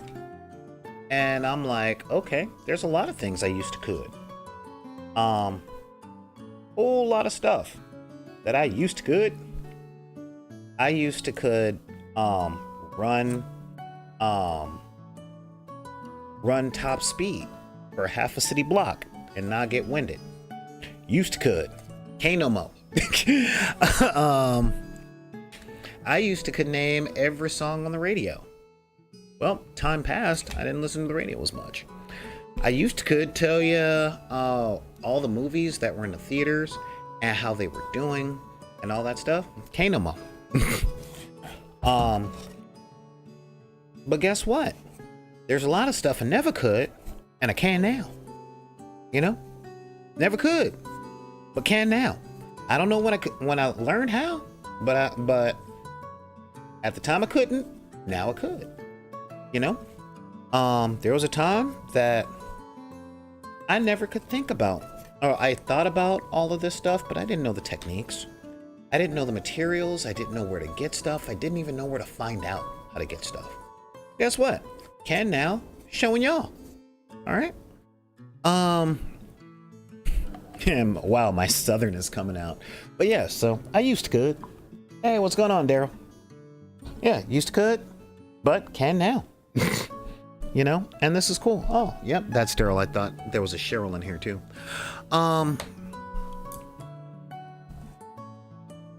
So when it comes down to that, I know there's a whole bunch of bad people from your past in your head says you could do better. You could do better. You could do better. I got to see my kid's godfather the first time in years. You know, partly because of COVID, partly because I have a very weird and adventurous life, and so do they. And I'm like, dude, I want to thank you very much for being a good godfather, because my kid talks to their godfather way more than I do, and that's what's important. And my old best friend was like, well, thanks, but you know, there's still a whole lot of stuff and blah, blah, blah. I'm like, don't butt me. Stop giving away credit. He's like, well, you're thanking me for being a good godfather. I could be a lot better. And I looked at him and I'm like, you could be a hell of a lot worse. You know, I'm like, you pick up the phone when they call. You know, my godfather never did that. You know, and that's the thing, you know. I know it gets tough when we're aiming for the top. But I can tell you, as someone who's lost everything a grown man can lose. I've lost work. I've lost family. I've lost friends. I've lost money, status. You name it. I have probably lost it. And what I will tell you, oh God, and let's not even start on the amount of opportunities I've lost. All right. And I know a lot of the opportunities I've lost because I was too busy trying to be what I thought I was supposed to be instead of being the best at what I was. Okay. The best version of who I am. Now, again, I grew up in the 90s, and the 90s are very similar to these days. And when I say grew up, I mean, you know, when you look at somebody and you're like, dude, grow up. Yeah, that was the 90s for me. And they were very similar to these days, with the fact that cynicism was the thing that sort of passed for coolness and intelligence. You know, if you spend a lot of time on YouTube, you know exactly what I'm talking about. You know, something is only cool if it's deconstructing. You know, there's no aspiration because everything is terrible. And if you know how the trick was done, it's a bad trick because it's supposed to fool you. Except you're going to do everything in your power to know, because if you don't know, or if you're wrong, then your sense of worth is gone. That was a very 1990s concept. And that very concept cost me a lot of opportunities in time, you know. And the truth is, I don't like that it did. But how did it do that? Because I was so caught up in that paradigm. Yeah, I was really so caught up in that paradigm that I believed that crap. You know, instead of getting better at um, at what I was doing at the time. I was so busy marveling at what I didn't know that I didn't really understand the learning of it. Okay? And that is a big thing. I'm not like that anymore. I'm really not. The fact of the matter is, I'm me. I'm me. This is me. This is who I am. I'm always trying to learn something new. In fact, I was telling a couple of people, I study something every day. Every day, I study something. You know, I take a class, I watch a documentary, I take notes, I practice something every single day. Because I know that I'm not finished. I'll be finished the day I die, but I could always learn a little more. And you guys know, from watching this channel for as long as you guys have, that I am always really big on trying to be 3 inches better today than I was yesterday. You know? And that's always been my thing. I want to be like 3 inches better. That's all, 3 inches. But fact of the matter, I don't always pull that off. You know, but I work at it. However, I don't let the 3 inches that I didn't grow today negate the 1.5 foot that I've done so far this week. You know? So we're gonna be right back because I have to leave over here and go grab the paint that I thought was already. And we are going to paint this up just a little bit, just a little. But we're gonna paint this up just enough so you guys can kind of get the idea of what we're doing, and then we're gonna have the big reveal, which is 13's favorite part, right? So we will be right back, guys. This has been good. Right back.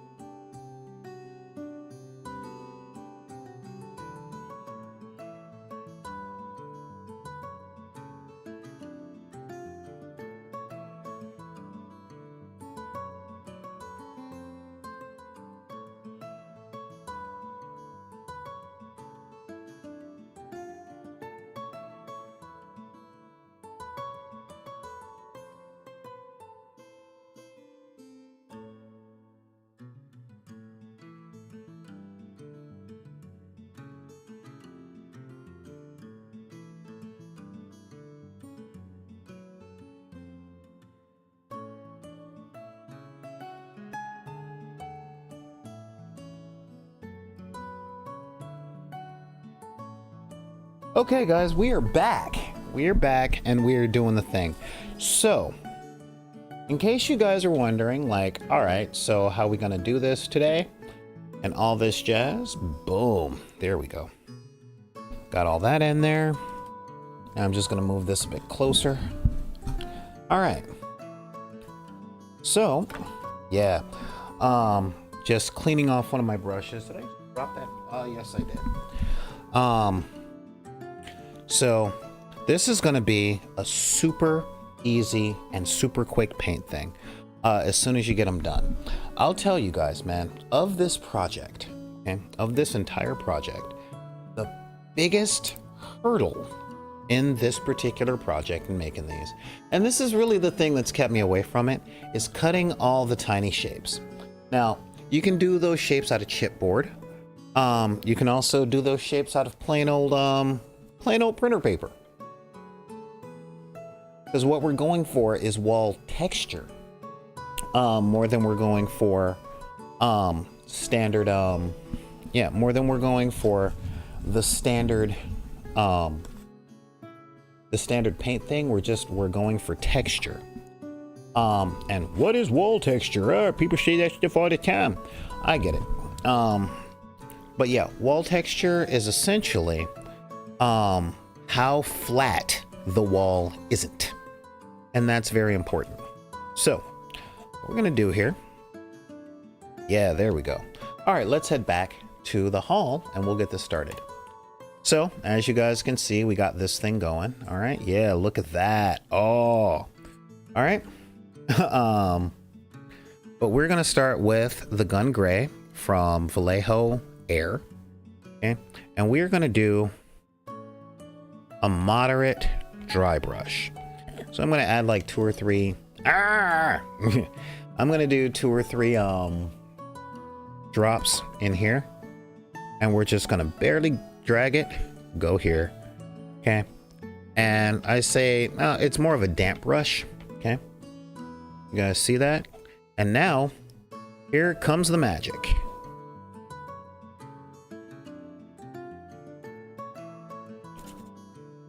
Yeah, look at that.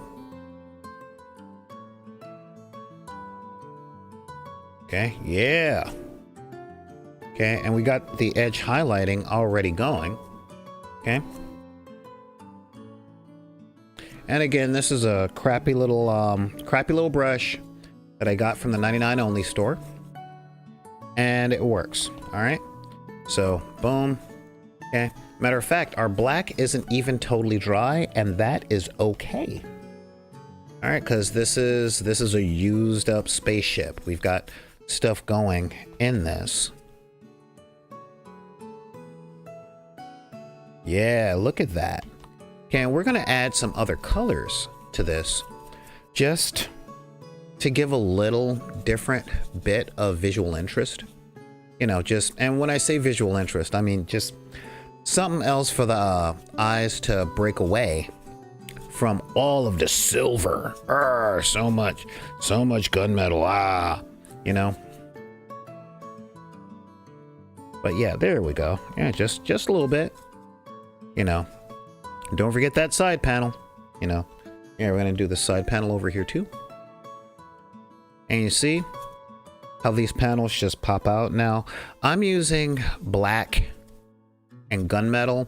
If you want to go for like a more Trekkian feel, you can start with white and do a beige, you know. Yeah, there we go. But again, I said this was going to be for the big green monster in outer space, and that's a good one, you know.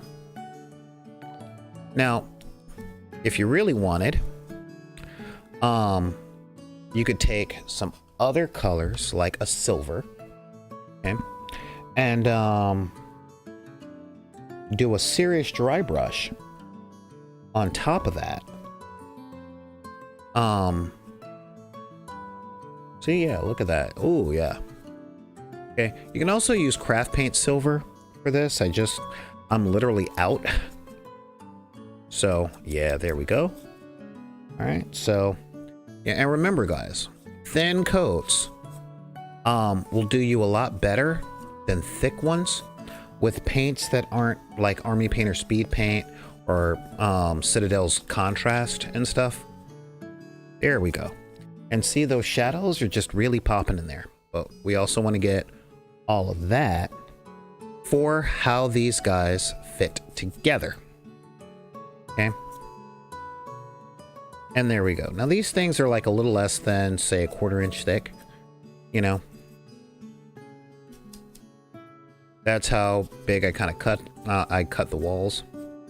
There we go. And so yeah, look at that. That is some stuff there. All right. Now we're gonna put that aside, and we're gonna grab this other one that I made while I was talking to you guys about how I don't listen to Taylor Swift. Wow. Oh God, will you stop? Ah. Yeah. Where's my band hammer? Band. Boom. There we go. Yep, had to do the band hammer because that's just how it goes. No, I'm not gonna do all that stuff.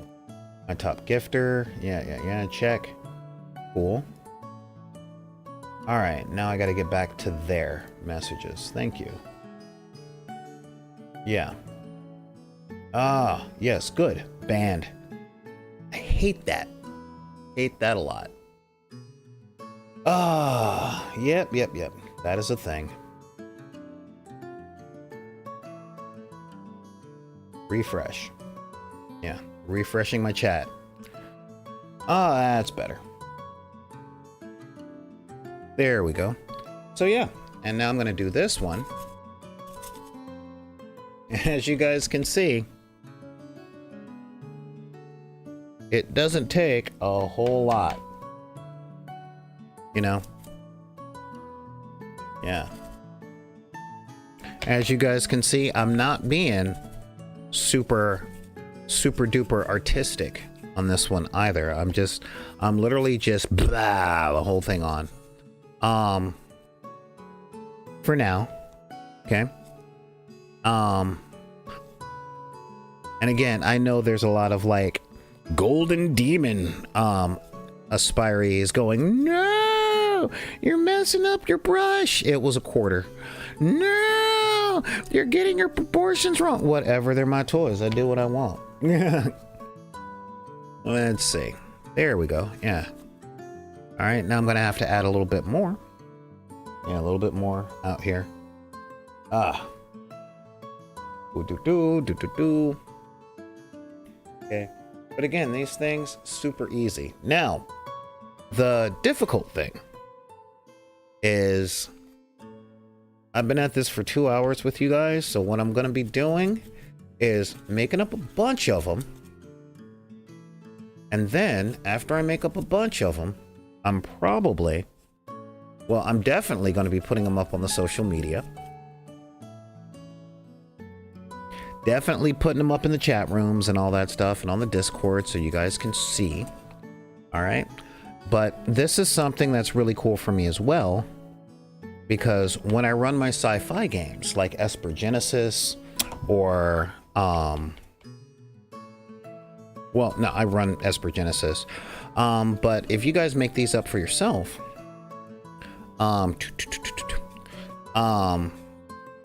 you can run them for Spelljammer, 5 parsecs from home.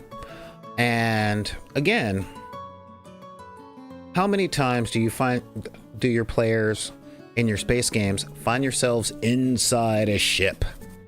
You know, I am getting rid of my Roll20 account because I don't use it, and that's $100 a year I can spend somewhere else. And I really don't like the apps that make you purchase the books that you've already bought in real life inside their app. You know, I think, and this isn't like New Year's resolutions or anything, but I think it would be wiser, actually, overall wiser, for me to learn how to use virtual tabletop a little better. because I'm part of the One Page Rules. I'm part of the One Page Rules Discord server, and that is definitely a way to play a lot of these games. Because Tabletop Sim didn't cost that much on Steam. I literally just haven't used it, you know? So I don't really know the controls. And that's kind of a weird thing for me. So what we're going to do now is we're going to put some colors on this, just so that we have some different interests. So what I have here is, this is my Army Painter blue, okay? And I'm not going to be using a whole lot, okay? And we're just going to pick. Now, one of the things I learned from my friends who are artists is there's a thing called the 50% rule. Yeah, see, we're just, yeah, see, we got some of that on there. And that is when you put colors on something, you don't want to cover any more than half of it. And see, we're using the Army Painter stuff like a glaze, okay? Just slopping that on there, letting it catch some of these corners, and kind of calling it a day over there, okay? I'm using all the blue at once.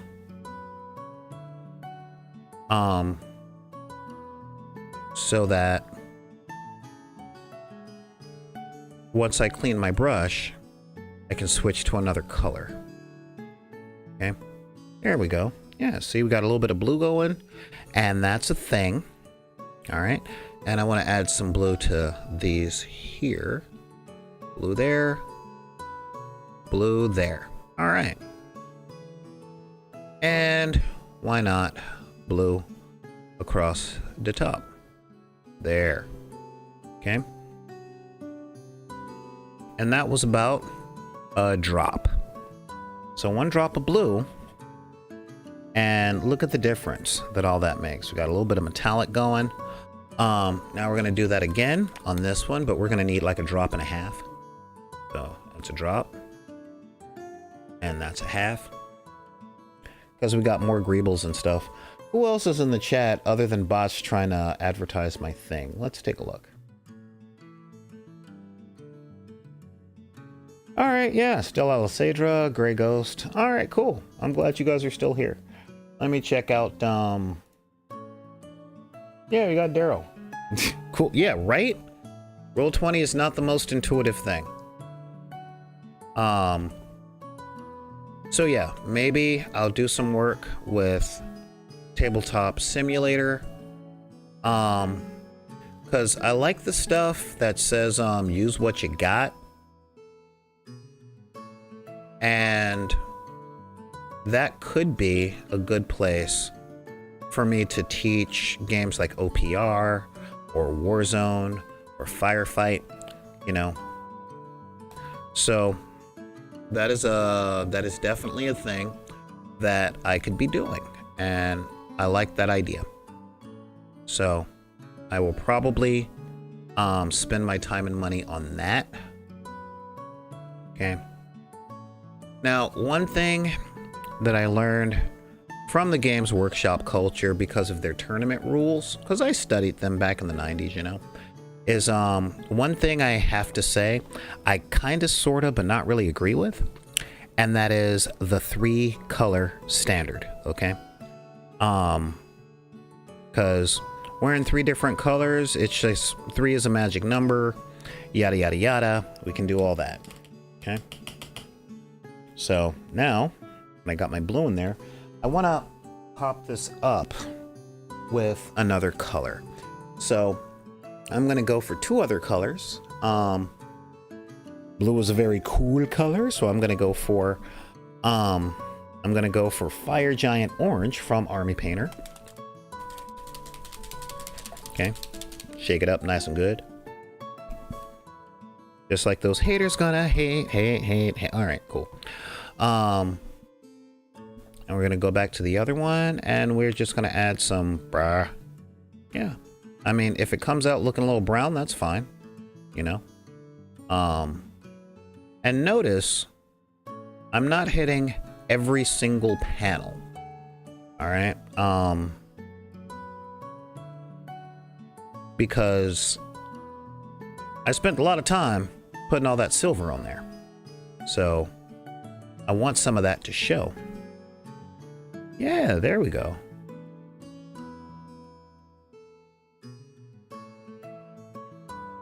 All right. Boom. Yeah, see? This is working. Okay. Just a couple of quick passes. Boop, boop, boop, boop, boop. That's it. It doesn't have to be the most perfect painting. All right? We're not looking for perfect. I'm always going for what would look good on camera. You know, that's my big thing. What would you guys like looking at?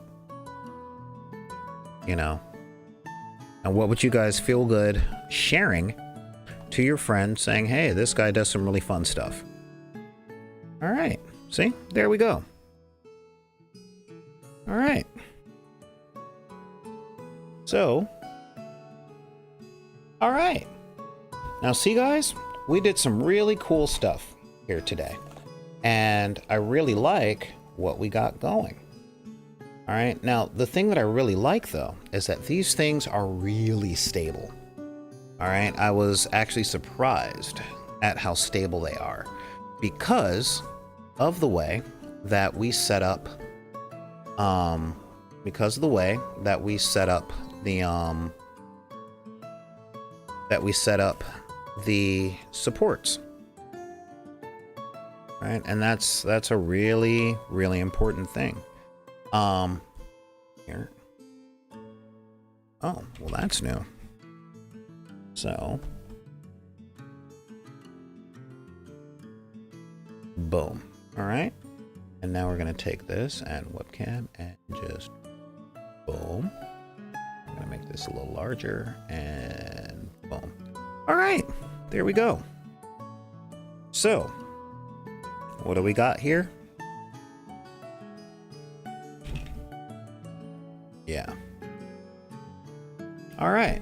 So now that we've done all of that jazz and we've been here for 2.5 hours, let's take a look at what we have now. What? Oh man, look at this. Let's move this guy a little closer. And as you guys can see, that little bit over 1.5 inches really makes a difference. All right. As a matter of fact, I'm gonna mess with the perspective over here.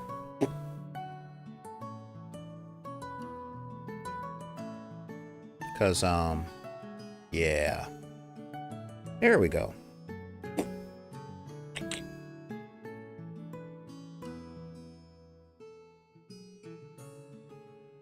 There. All right, yeah. So let's back this up even a little bit more. You know. There we go.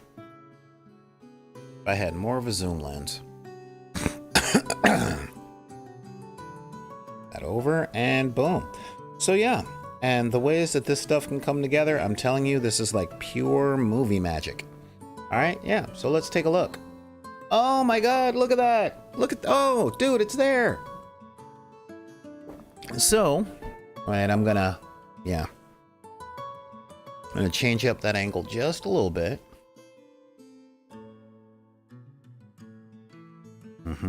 Oh, wrong one.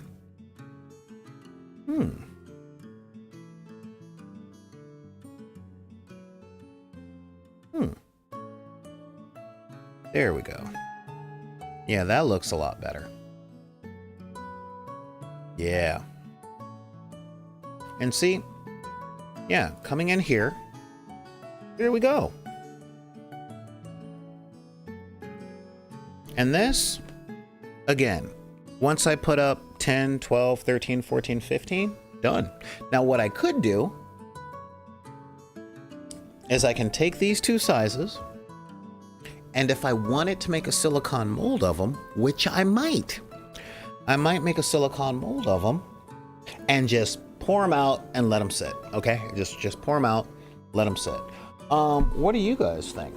You know, Let's see here. Yeah, because I'm really liking what these guys look like. This is some cool looking stuff here. And now I'm gonna make my roll. You know? Yeah, once I actually get the funds for more polyurethane, I will probably make a mold of this and just pump out a bunch of them so that I have so that I can make a full Space Hulk. A full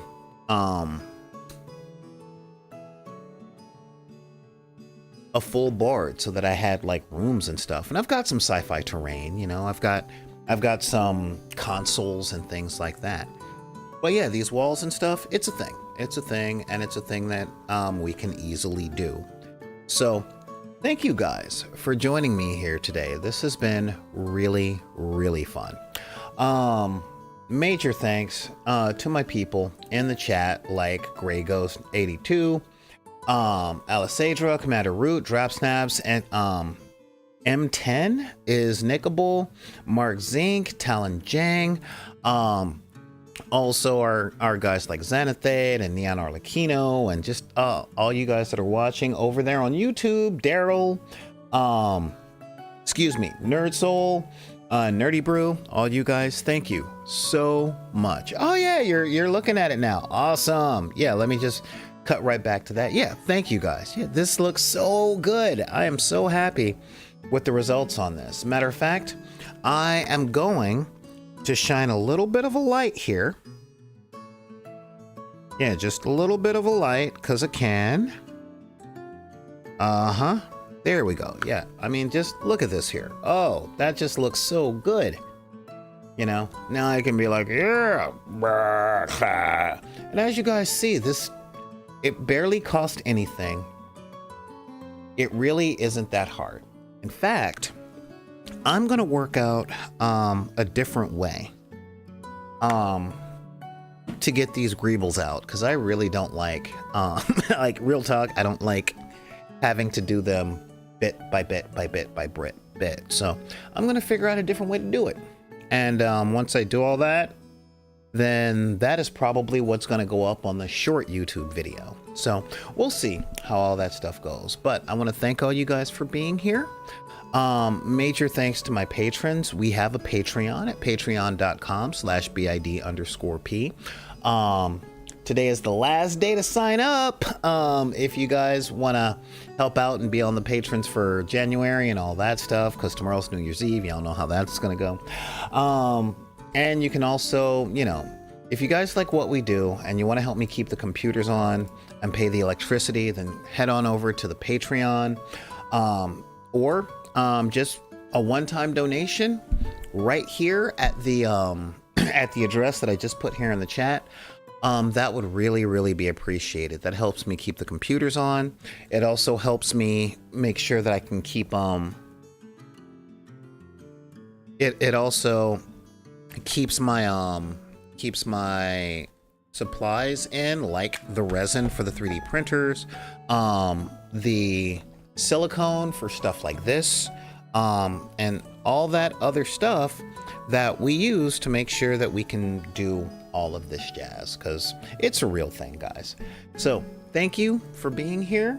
Thank you for joining, and who knows, if I make enough of these this weekend, I might just do a Space Hulk type playthrough, and yeah, we'll see how all the rest of that stuff goes. But until then, if anybody tells you that you can't like what you like because of the circumstances of your birth, be it race, religion, creed, gender identity, sexual orientation, any disabilities, or your budget, you can just tell those people to take those cards and put them back in the deck. This is Solar Gray, the Cinematic Sorcerer, saying thank you guys for joining me today in the Hobby Hall, and we will catch you guys later.